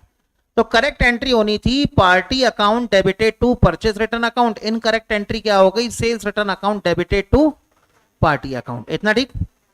पार्टी अकाउंट कितने रुपए से? 295। तो अगर आपने सेल्स रिटर्न बुक में रिकॉर्ड कर भी दिया गलती से, तब भी लेजर पोस्टिंग करते समय सेल्स रिटर्न अकाउंट को डेबिट होना चाहिए था और पार्टी अकाउंट को क्या होना था? क्रेडिट। लेकिन अकाउंटेंट ने पता नहीं बेटे कौन सा सस्ता नशा कर रखा था कि आखिरी में उसने क्रेडिटर्स अकाउंट को क्या कर दिया? Correctly posted. अब सोचो बेटे, तुम्हारे पास में एक सेल्स बुक आती है, ठीक है ना, सेल्स बुक में आपको ये एंट्री दिखती है, तो कायदे से पार्टी अकाउंट को क्या करना चाहिए था? क्रेडिट कर दिया। करेक्टली डेबिट कैसे हो सकता है वो? यानी सस्ता नशा है कोई ना कोई। बिल्कुल नींद में हो तुम, आधी नींद में अकाउंटिंग कर रहे हो, मतलब तो यही होगा ना। रात को सो गए, सवेरे उठ के अकाउंटिंग करूंगा। 3 बजे उठने की आदत है नहीं, फिर भी जबरदस्ती 3 बजे उठ के अकाउंटिंग करोगे तो दिमाग सही तरीके से काम कर रहा होगा क्या तुम्हारा? नहीं कर रहा होगा। तो बेटे कायदे से तो यहां पे पार्टी अकाउंट को भी क्या हो जाना चाहिए था? क्रेडिट। लेकिन क्वेश्चन कह रहा है कि यार धोखे से ना, फिर भी जो तुम्हारा कौन है? अकाउंटेंट है। अकाउंटेंट ने पार्टी अकाउंट को प्रॉपरली क्या करवा दिया? डेबिट करवा दिया। लो बेटे, तो असल में ट्रीटमेंट में क्या हुआ है? सेल्स रिटर्न अकाउंट भी डेबिट हुआ है और पार्टी अकाउंट भी डेबिट हुआ है। इतना ठीक है। अब बनाओ रेक्टिफाइड एंट्री। बताओ बेटे रेक्टिफाइड एंट्री बनाने के लिए क्या करने का? सर जो करेक्ट ट्रांजैक्शन उसको एज इट इज रिकॉर्ड करो। ये लो बेटे, उठा के अपन ने वैसे रिकॉर्ड कर दिया। अभी क्या करने का? सर सेल्स रिटर्न अकाउंट को क्या किया था? डेबिट। रेक्टिफाई करने के लिए क्या कर देना चाहिए? क्रेडिट। लो बेटे, सेल्स रिटर्न अकाउंट को क्रेडिट करवा दिया अपन ने। पार्टी अकाउंट को क्या किया था इसने? डेबिट। रेक्टिफाई करने के लिए क्या करोगे? क्रेडिट। लो बेटे, पार्टी अकाउंट को भी क्रेडिट करवा दिया अपन ने। To party account. कोई कॉमन फैक्टर है कैंसिल करने के लिए? सर पार्टी अकाउंट का डेबिट पार्टी अकाउंट के क्रेडिट से कैंसिल कर दो तो क्या बच गया? To purchase return to sales return by rupees 295 ये बच गया ना। तो लो बेटे, फाइनली एंट्री क्या बन गई? अगर मैं बेसिक एंट्री बनाऊं तो बेसिक एंट्री बनती है suspense account is to be debited by rupees 590। Suspense account debited by rupees 590 और purchase return account is to be credited by 295, sales return account is to be credited by 295. Error की rectification कब हो रही है, 1 2 या 3 में? 3 में. Purchase return account nominal account है, sales return account nominal account है. इन दोनों के एरर की रेक्टिफिकेशन किसके थ्रू होगी? Profit and loss adjustment account के थ्रू. तो बेटे यहाँ पे क्रेडिट क्या कर देना चाहिए? Profit and loss adjustment account 590 and that is your final rectified entry. Sir homework दे दो फिर मतलब बेटे फिर का मतलब क्या है? आगे चलूं. अगले ट्रांजैक्शन की रेक्टिफाइड एंट्री बताओ. Cash receive from Senu ₹895 was posted to the debit of Sethu. हाँ बोलो. Suspense account is to be debited bye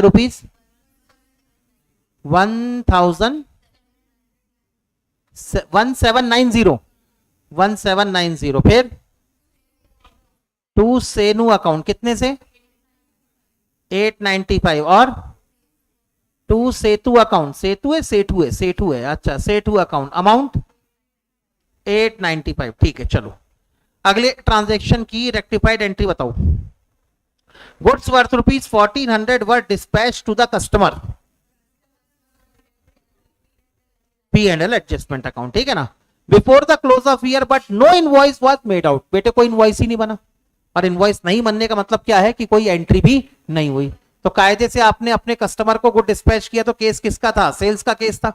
तो करेक्ट एंट्री क्या बननी थी? Customer account debited to sales account. Invoice ही नहीं बनी, इसका मतलब एंट्री नहीं बनी.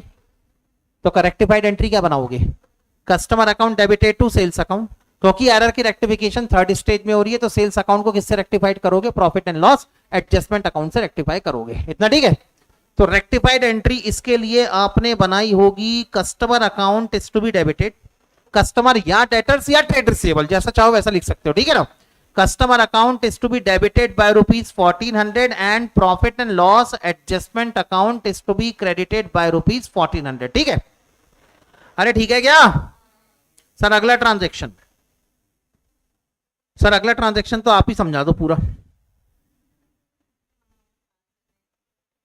सर क्यों नहीं समझ में आया? सर एक लाइन से ऊपर वाला क्वेश्चन तो अपन पढ़ते नहीं सर. फालतू टाइम ही नहीं है अपने पास इतना. छोटे छोटे एक लाइन होगी तो ठीक है पढ़ लेंगे, रेक्टिफाई कर देंगे. यार 2-2 3-3 लाइन का एरर कोई मजाक चल रहा है क्या सर? रामायण जैसा एरर बना दिया आपने. हाँ गीता जैसा सिलेबस और महाभारत जैसी लड़ाई है सर. आगे चलूं? ठीक है. 6th ट्रांजैक्शन मेरे हिस्से का मैं समझाता हूं थोड़ी देर में. आगे चलूं अभी, बाकी के तो निपट लेते हैं जब तक. एक लाइन वाले तुम्हारे लेवल के. आगे चलते हैं. 7 ₹600 due from Q was omitted to be taken to trial balance. Mr Q account debited to suspense account. सीधा सीधा कहना यह है कि मिस्टर क्यू से हमको कितने पैसे लेने थे? 600 लेने थे. ट्रायल बैलेंस में लेजर पोस्टिंग करना भूल गए अपन. तो ट्रायल बैलेंस में ऑटोमेटिकली 600 रुपए कहां आते? आपके डेबिट साइड में आते. डेबिट साइड में आप लिखना भूल गए. तो रेक्टिफाइड एंट्री क्या बनेगी? Mister Q account debited by rupees कितना? 600 और suspense account is to be credited by 600. चलो डन. आगे चलते हैं. Sale of goods to mister R for ₹3000 was omitted to be recorded.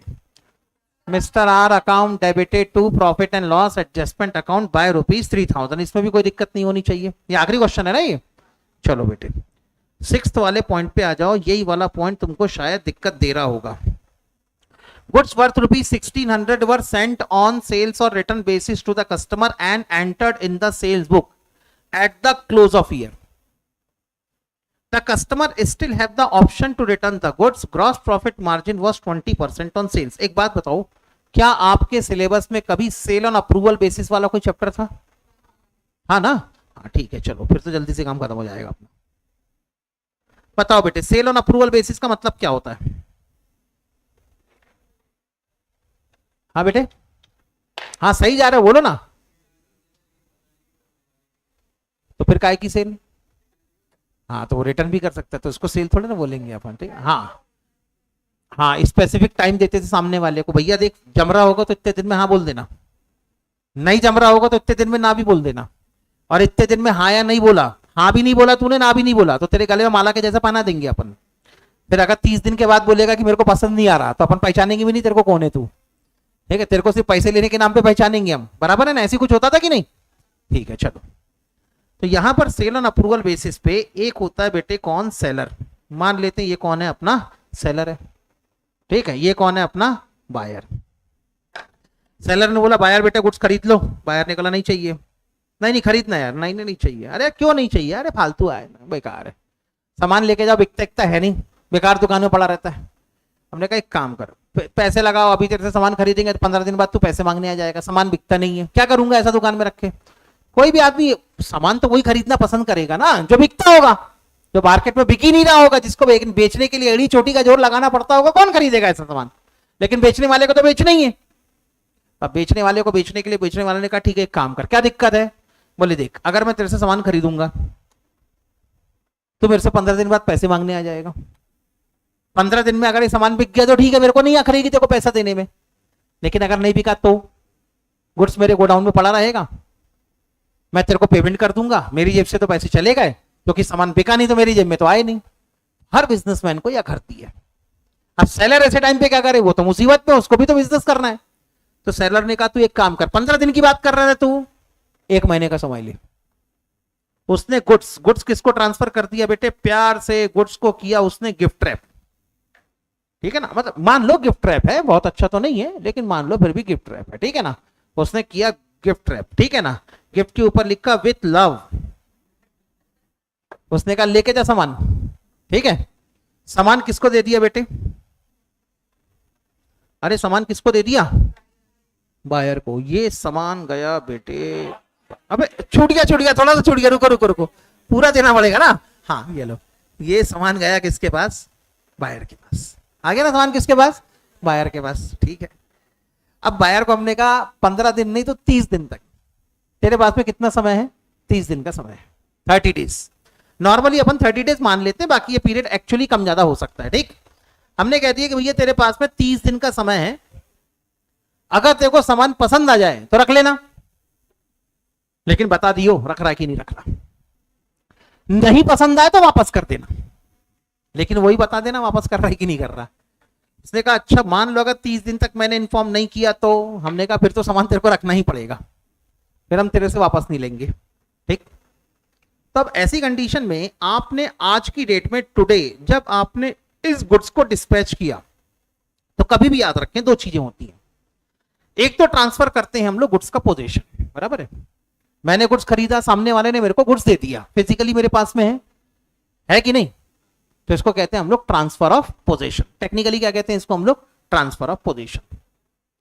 और एक और चीज होती है ट्रांसफर ऑफ ओनरशिप। तो एक बात बताओ, क्या सेलर ने बायर को पोजीशन ट्रांसफर कर दिया, ओनरशिप ट्रांसफर नहीं हुई अभी तक, बराबर है। ओनरशिप अगर ट्रांसफर नहीं हुई तो मैंने 2 सवाल पूछे कि क्या आपने गुड्स का पोजीशन ट्रांसफर कर दिया, आपने बोला यस सर, मैंने कहा ठीक। क्या आपने गुड्स की ओनरशिप ट्रांसफर कर दी, तुमने कहा ओनरशिप सर अभी तक हमने ट्रांसफर नहीं करी है। और बाय डिफॉल्ट होता क्या है, ओनरशिप के साथ में 2 छोटे छोटे बच्चे हमेशा पीछे चलते हैं। कभी देखा ना डक और डकलिंग्स को देखा है, क्वैक क्वैक क्वैक क्वैक करते करते डक जहां जहां जाएगी उसके पीछे डकलिन टका टका टका टका टका चलते जाते हैं, ऐसे कुछ होता है ना। तो बेटे हमेशा ओनरशिप हमेशा डक के जैसी होती है, तो इसके 2 डकलिन्स हैं। कौन कौन, एक है रिस्क और दूसरा है रिवॉर्ड, ठीक।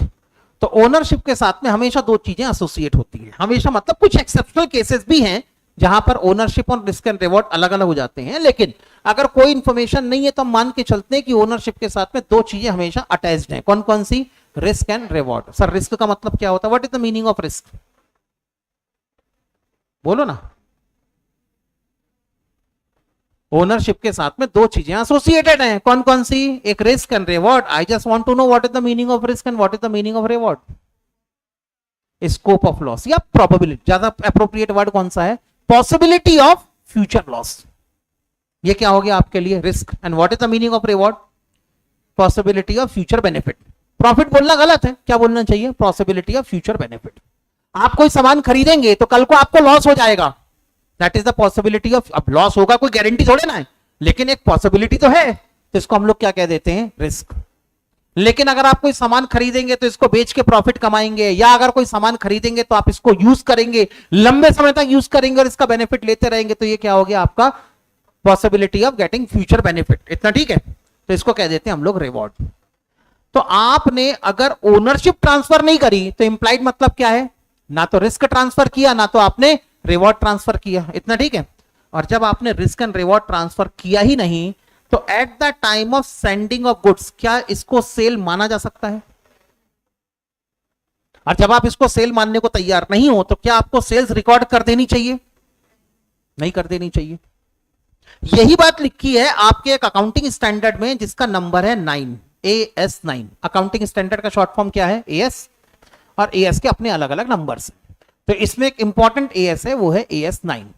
AS9 का नाम क्या है? तो AS9 का नाम है रेवेन्यू रिकॉग्निशन। क्या नाम है बेटे इसका? रेवेन्यू। रेवेन्यू का मतलब जो पैसे आने वाले हैं गुड्स वगैरह बेच के, इसको दोनों को डिसाइड किया है। रिकॉग्निशन का मतलब क्या है? रिकॉग्निशन का मतलब है रिकॉर्ड करना, ठीक है ना। अपन जो एंट्री वेंट्री बनाते हैं ना, जो रिकॉर्डिंग करते हैं ना, उसको टेक्निकली क्या कहा जाता है? रिकॉग्निशन। ठीक। तो अभी तो खैर इस इतने टेक्निकल वर्ड की जरूरत नहीं पड़ेगी, लेकिन जब आप सीए इंटरमीडिएट में आएंगे तब ये सारे अकाउंटिंग स्टैंडर्ड आपको पढ़ने पड़ेंगे, और इन अकाउंटिंग स्टैंडर्ड के क्वेश्चन के आंसर आपको थ्योरेटिकल आंसर भी लिखने पड़ेंगे। तब उस समय आपको ये लैंग्वेज की बड़ी जरूरत पड़ेगी। तो जब सीए इंटरमीडिएट में आओगे तब ये लैंग्वेज और डिटेल में समझाऊंगा मैं आपको, वो एक अलग बात है। इंटर का हिसाब किताब इंटर में देखेंगे। तो यहां पर AS9 ने पहले तो डिफाइन किया। सबसे पहले पूछा गया कि भैया तुमने AS9 क्यों बनाया? तो उन्होंने बनाया रेवेन्यू रिकॉग्निशन के लिए। तो हमने कहा ठीक है, रेवेन्यू रिकॉग्निशन के लिए तुमने AS9 बना दिया, रेवेन्यू का मतलब तो समझाओ कि what is the meaning of revenue. ठीक है। तो इन्होंने कहा भैया जो पैसे तुमको मिल गए हैं, बराबर है, पहले हिंदी में बोलता हूं फिर उसको इंग्लिश में ट्रांसलेट कर दूंगा। जो पैसे आपको मिल गए हैं या जो पैसे आपको फ्यूचर में मिलने वाले हैं, क्यों? बाय सेल ऑफ गुड्स, क्योंकि आपने अपना सामान बेचा है। और बाय रेंडरिंग ऑफ सर्विसेज, आपने अपनी सर्विसेज किसी को दी है। और by the way of interest, dividend, royalty, rent. ठीक। Interest, dividend, royalty and rent. तो अगर आपने गुड्स बेचा, कैश में बेचा होगा तो तुरंत पैसे मिल गए, क्रेडिट में बेचा होगा तो फ्यूचर में मिलेंगे। आपने अपनी सर्विसेज दी हैं तो या तो तुरंत पैसे मिल जाएंगे कैश रिसीव्ड, या तो फ्यूचर में मिलेंगे, क्या होगा आपका? Cash receivable. या तो अब इंटरेस्ट की इनकम आएगी तो कैश मिल गया होगा, डिविडेंड की इनकम में कैश मिल गया होगा, रॉयल्टी की इनकम में आपको कैश मिल गया होगा। तो इनका कहना यह है कि इन सब जगह से जो भी आपको पैसे एक्चुअली मिल गए हैं या मिलने वाले हैं, इसको तुम क्या कहोगे? आज से रेवेन्यू कहोगे। बात समझ में आ गई? तो सबसे पहले इन्होंने रेवेन्यू को डिफाइन किया। What is the revenue? Cash received और receivable by sale of goods और रेंडरिंग ऑफ सर्विसेज और by the way of interest, dividend, royalty and rent. That is known as what? Your revenue. Done. तो मैंने कहा ये S बनाया क्यों तुमने? हमको ही मालूम है रेवेन्यू की डेफिनेशन क्या होती है, कोई नई बात थोड़ी ना, कुछ नया बताओ। उन्होंने कहा हमने ये एस बनाया है सिर्फ ये बताने के लिए कि आपको अपना रेवेन्यू अकाउंट की बुक में कब रिकॉर्ड करना है। ये एएस इसलिए नहीं बना कि आपको रेवेन्यू की अकाउंटिंग समझाई जा सके। उस दिन व्हाट्सएप पे एक मैसेज आया था कि सर अगर हमने किसी को सर्विसेज दी हैं तो इसकी एंट्री क्या बनेगी। ठीक है, उसने कुछ एंट्री वगैरह लिख के भेजी होगी तो फिर मैंने उसको करेक्ट करके भेजा। तो ये एएस में ये नहीं लिखा हुआ है कि आप एंट्री क्या बनाएंगे, सेल्स की एंट्री क्या बनेगी, या अगर आपने अपने किसी को सर्विसेज दी है तो सर्विसेज की एंट्री क्या बनेगी, इंटरेस्ट की एंट्री, एंट्री वेंट्री नहीं सिखा रहा है ये एएस आपको सिर्फ एक ही चीज सिखा रहा है। क्या सिखा रहा है? एंट्री बनानी कब है, एंट्री बनानी क्या है, उससे ज्यादा इंपॉर्टेंट क्या होता है, एंट्री कब बनानी है। तो इस एएस का कहना यह है कि in the case of sale of goods, पहला केस कौन सा कवर होता है, सेल ऑफ गुड्स। तो ये कहते हैं आप सेल ऑफ गुड्स में सेल्स के रेवेन्यू को अकाउंट की बुक में तभी रिकॉर्ड करेंगे जब आपने गुड्स की ओनरशिप ट्रांसफर कर दी होगी, एंड ओनरशिप के साथ आपने रिस्क एंड रिवॉर्ड भी किसको ट्रांसफर कर दिए होंगे, बायर को ट्रांसफर कर दिए होंगे, तभी आप अपनी सेल्स की एंट्री अपनी अकाउंट की बुक में बनाएंगे। तो बेटे एक बात बताओ, आज जब मैंने गुड्स भेजा है किसको, बायर को, तो क्या मैं आज सेल्स की एंट्री बना सकता हूं? क्यों नहीं बना सकता? सर ओनरशिप ट्रांसफर नहीं करी। ओनरशिप ट्रांसफर नहीं करी मतलब रिस्क एंड रिवॉर्ड भी ट्रांसफर नहीं किया आपने, और रिस्क एंड रिवॉर्ड ट्रांसफर नहीं किए तो क्या अभी मुझे फिलहाल सेल्स की एंट्री बना देनी चाहिए? नहीं, रुकना चाहिए। ठीक है ना, रुकने को हम लोग कहते हैं पोस्टपोन करना। The revenue recognition should be postpone. यहां पे कहते हैं कि अगर आपने अभी तक ओनरशिप एंड ओनरशिप से related sufficient risk and reward transfer ना किए हो, in that condition revenue recognition should be postpone. कब तक के लिए पोस्टपोन करना है, कब तक के लिए टालना है? तो उन्होंने कहा जिस दिन आप रिस्क एंड रिवॉर्ड ट्रांसफर जब तक नहीं करते थे तब तक के लिए। अब बताओ रिस्क एंड रिवॉर्ड कब ट्रांसफर होगा? जब ओनरशिप ट्रांसफर होगी। और ओनरशिप कब ट्रांसफर होगी?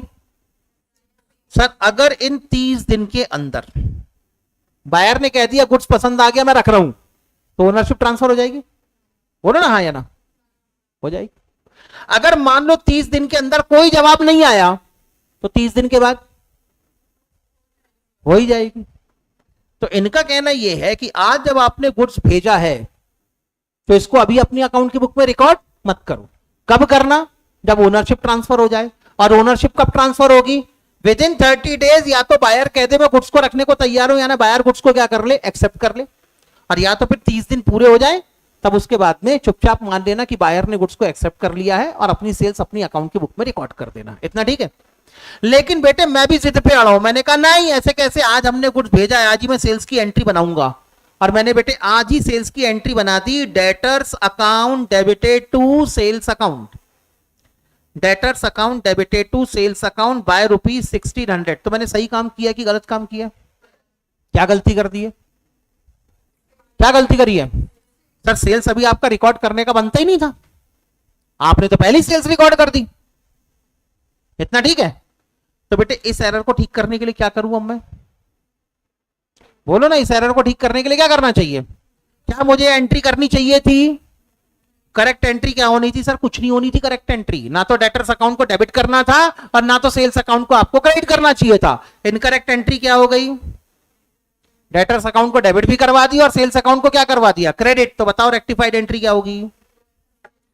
सर जो इनकरेक्ट एंट्री है इसका रिवर्सल ट्रीटमेंट करो और खत्म करो बात को। मैंने कहा डन, रिवर्सल ट्रीटमेंट कराओ। अरे बोलो ना, sales account debited by ₹1600 to debtors account by ₹1600। इतना ठीक है। अब एक नई समस्या आ गई। अभी बेटे मान लेते हैं ये डेट आ गई 31 मार्च की और इस दिन हमारा अकाउंटिंग पीरियड एंड हो जाता है, ठीक है ना? 30 दिन पूरे हो गए क्या? अरे 30 दिन पूरे हो गए क्या? नहीं हुए, नहीं हुए ना 30 दिन पूरे, क्योंकि 30 दिन पूरे होते उसके पहले ही हमारा अकाउंटिंग पीरियड एंड हो गया ना अकाउंटिंग पीरियड एंड। अब अकाउंटिंग पीरियड एंड हो गया तुम्हारा, क्या अभी भी आपके कस्टमर के पास में टाइम पीरियड बाकी है? ठीक है।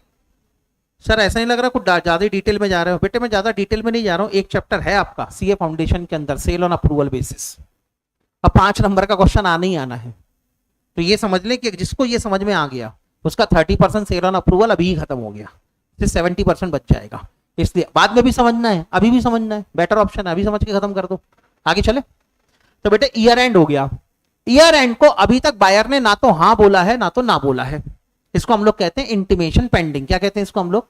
इंटीमेशन पेंडिंग या डिसीजन पेंडिंग, बराबर है। तो अभी भी बायर का डिसीजन पेंडिंग है, टाइम पीरियड भी ओवर नहीं हुआ, अभी तो कोई कंफर्मेशन है नहीं कि बायर ने गुड्स एक्सेप्ट करेगा या रिजेक्ट करेगा। तो ऐसी कंडीशन में आपने जो ओरिजिनली सेल्स रिकॉर्ड करी थी इसकी तो रिवर्सल एंट्री बना के इस गलती को ठीक कर लिया आपने, लेकिन एक नया मुद्दा खड़ा होता है। नया मुद्दा ये खड़ा होता है कि जो प्यार से अपन ने विथ लव ये जो गिफ्ट रैप किसको भिजवाया था? बायर को भिजवाया था। ये सामान किसका है? हमारा है कि बायर का है? हमारा है, मतलब ओनरशिप किसकी है? हमारी। इट इज आर प्रॉपर्टी, है अपनी प्रॉपर्टी है, लेकिन किसके गोडाउन में पड़ी हुई है? बायर के गोडाउन में पड़ी हुई है। तो सोचो, गुड्स हमारा, प्रॉपर्टी हमारी, स्टॉक हमारा, उसके मालिक हम, लेकिन किसके गोडाउन में पड़ा है? बायर के गोडाउन में। तो आपको ऐसा नहीं लग रहा क्योंकि ये हमारी प्रॉपर्टी है, ये हमारी एसेट है, तो हमारी एसेट जो किसी और के गोडाउन में पड़ी हुई है इसको भी तो अपने स्टॉक में ऐड करके दिखाना पड़ेगा कि नहीं? क्योंकि हमारे पास अगर हमारे गोडाउन में होता तो हमारे क्लोजिंग स्टॉक में ऑलरेडी काउंट हो गया होता, लेकिन ये हमारे क्लोजिंग स्टॉक में अभी तक काउंट नहीं हुआ। क्यों? क्योंकि हमारे गोडाउन में था ही नहीं, ये किसी और के गोडाउन में पड़ा हुआ था।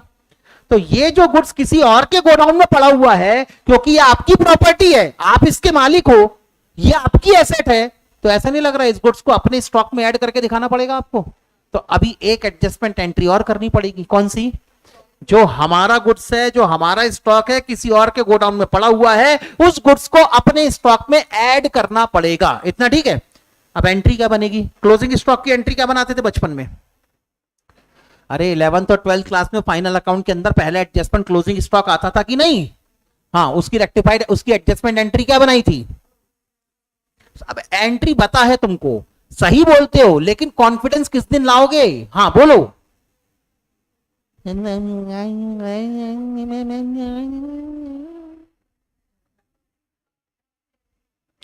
हाँ, closing stock account debited to trading account. तो बेटे ये क्लोजिंग स्टॉक है हमारा जो किसी और के गोडाउन में पड़ा हुआ है, इसको अपने क्लोजिंग स्टॉक में ऐड करने के लिए एंट्री क्या कर देना चाहिए? Closing stock account debited to trading account. मैंने कहा नहीं, कुछ तो नया करना पड़ेगा ना यहाँ पर, नहीं तो मजा नहीं आएगा। तो नया करने के चक्कर में अपन ने कुछ नहीं किया, क्लोजिंग स्टॉक की जगह डेबिट क्या करवा दिया हमने? यहाँ पे डेबिट करवा दिया इन्वेंट्री। क्लोजिंग स्टॉक को किस नाम से लिखेंगे? पहले तो इन्वेंट्री के नाम से, इन्वेंट्री। और ये इन्वेंट्री हमारे पास है कि कस्टमर के पास पड़ी हुई है? तो बेटे इसी के आगे हमने वर्ड लिख दिया इन्वेंट्री विथ कस्टमर, ठीक है ना? और ये कस्टमर कौन सा था? नॉर्मल सेल वाला था कि अप्रूवल बेसिस वाला था? अप्रूवल। तो यहां पे लिख दिया inventory with customer on approval basis, on approval basis account debited to trading. Sir कुछ ज्यादा बड़ा नाम नहीं रख दिया, अब जो है वो है, ठीक है? अब बेटे नाम के साथ आप खिलवाड़ कर नहीं सकते, क्योंकि ये नाम किसने दे रखा है आपको? ICAI ने दे रखा है। तो जो नाम उन्होंने लिखा होगा वही नाम तुमको भी लिखना है। अब बेटे सर ये एंट्री कितने से बनेगी? तो यहां पर ये कह रहे हैं गुड्स की सेलिंग प्राइस कितनी थी? बोलो ना, आपने जो गुड्स कस्टमर को अप्रूवल बेसिस पे भेजा था, इसकी सेलिंग प्राइस कितनी थी? 1600, बराबर है? इसकी सेलिंग प्राइस थी 1600 की, और ये कह रहे हैं इसमें 25% का ग्रॉस प्रॉफिट। 25% ही ना, देखना जरा कितना, 20% का ग्रॉस प्रॉफिट है। इतना ठीक है? तो पक्की बात है, अगर ये सेलिंग प्राइस है तो इसमें 20% का प्रॉफिट भी ऐड हुआ होगा। तो अगर मैं इसमें से 20% का प्रॉफिट ऐड कर दूं, gross profit at the rate of 20%, कितना होता? 20% 320 का माइनस कर दो तो कितना बच गया है? 1280। ये क्या निकल आई बेटे? कॉस्ट निकल आई। तो सवाल ये है कि सर ये जो एंट्री बनेगी कौन सी? Inventory with customer on approval basis account debited to trading account. इस एंट्री को सेलिंग प्राइस पे बनाया जाए या कॉस्ट प्राइस पे बनाया जाए? क्यों? Whichever is lower. क्यों? Conservatism concept. इतना ठीक है ना? या कंसेप्ट ऑफ प्रूडेंस या कंजर्वेटिज्म कंसेप्ट। इतना ठीक है? दोनों में से कम क्या है? कॉस्ट प्राइस कितनी है? तो ये एंट्री कितने से बनाओगे? 1280 से। तो एक रेक्टिफाइड एंट्री नहीं बनेगी, इसकी दो एडजस्टमेंट एंट्री बनेगी। लेकिन सर हमको तो एक बनाना है, ऐसे थोड़े ना होता, दो दो बनाओ, मतलब मजाक चल रहा है क्या सर? दो बनने एक ही बनाएंगे। मैंने कहा ठीक है, मर्ज करके एक ही एंट्री बना दो। तो बताओ मर्ज करके एंट्री क्या बन गई? सर एक तो सेल्स अकाउंट को क्या करा दो? डेबिट करा दो। मैंने कहा ठीक है, ये लो भाई, sales account is to be debited by कितने रुपए? 1600 रुपए। और सर डेटर्स अकाउंट को क्रेडिट करवा दो, कितने से? 1600। उसके बाद और इन्वेंट्री विथ कस्टमर अकाउंट, ठीक है ना? Inventory with customer account is to be debited by कितने रुपए रे बेटा? 1280। और सर ट्रेडिंग अकाउंट को क्रेडिट करवाना है। ट्रेडिंग अकाउंट कौन सा अकाउंट है? Nominal account. बोलो ठीक। और नॉमिनल अकाउंट में एरर की रेक्टिफिकेशन किससे होगी? Profit and loss. सर एक काम करते हैं, पहले ऐसा लिख देता हूं मैं, ट्रेडिंग अकाउंट, ताकि एक बार तो कंप्लीट एंट्री दिखी जाए। Trading account 1280। अब क्योंकि आप अपने एरर की रेक्टिफिकेशन थर्ड स्टेज में कर रहे हैं, तो नॉमिनल अकाउंट की रेक्टिफिकेशन किससे होगी? Profit and loss adjustment account से होगी, ठीक है? तो अब अगर मैं इसको और करेक्ट करने जाऊं, तब उस कंडीशन में सेल्स अकाउंट नॉमिनल अकाउंट है, इसके एरर की रेक्टिफिकेशन किसके थ्रू होगी? Profit and loss adjustment account. और ट्रेडिंग अकाउंट भी कौन सा अकाउंट है? नॉमिनल अकाउंट है, तो इसके एरर की रेक्टिफिकेशन भी किसके थ्रू होगी? Profit and loss adjustment account के थ्रू होगी। कुछ सेट ऑफ करने के लिए है तुम्हारे पास? है ना बेटा? देखो, profit and loss adjustment account debited by 1600, profit and loss adjustment account credited bye 1280। बोलो ठीक। दोनों एक दूसरे से कैंसिल होगा, एक दूसरे से कैंसिल होगा, तो फाइनली क्या बचेगा तुम्हारे पास? बताओ। profit and loss adjustment account is to be debited by 320. Inventory account is to inventory with customer on approval basis account is to be debited by rupees 1280 and debtors account is to be credited by rupees 1600. Done, समझ में आया यहां तक? तो ये होगी आपकी finally rectified entry. अगर किसी को ना समझ में आया हो तो अब बेटे जितना डिटेल में हो सकता था उतना डिटेल में मैंने समझा दिया। फिर भी अगर इस एंट्री में किसी को कोई डाउट रह जाता है तो भी डरने की बात नहीं है, क्योंकि इस ट्रांजैक्शन से रिलेटेड पूरा का पूरा एक चैप्टर भी अभी आने वाला है। ठीक, तो उस समय ये चीज आपको और डिटेल में समझ में आ जाएगी। इतना क्लियर है? अरे बोलो ना हाँ ना, पक्का? डन, ठीक है। तो ये हो गया बेटे आपका रेक्टिफिकेशन ऑफ एरर खत्म। थ्योरी के क्वेश्चन मैंने आपको पढ़ने कहा ही था वैसे भी, ठीक है, उम्मीद है आप लोगों ने पढ़ लिया होगा। कल से एक नया टॉपिक शुरू करेंगे, बीआरएस, बैंक रिकंसिलिएशन स्टेटमेंट। इतना ठीक है? चलो बेटे बाय बाय। ऑनलाइन वाले स्टूडेंट बेटे बाय बाय।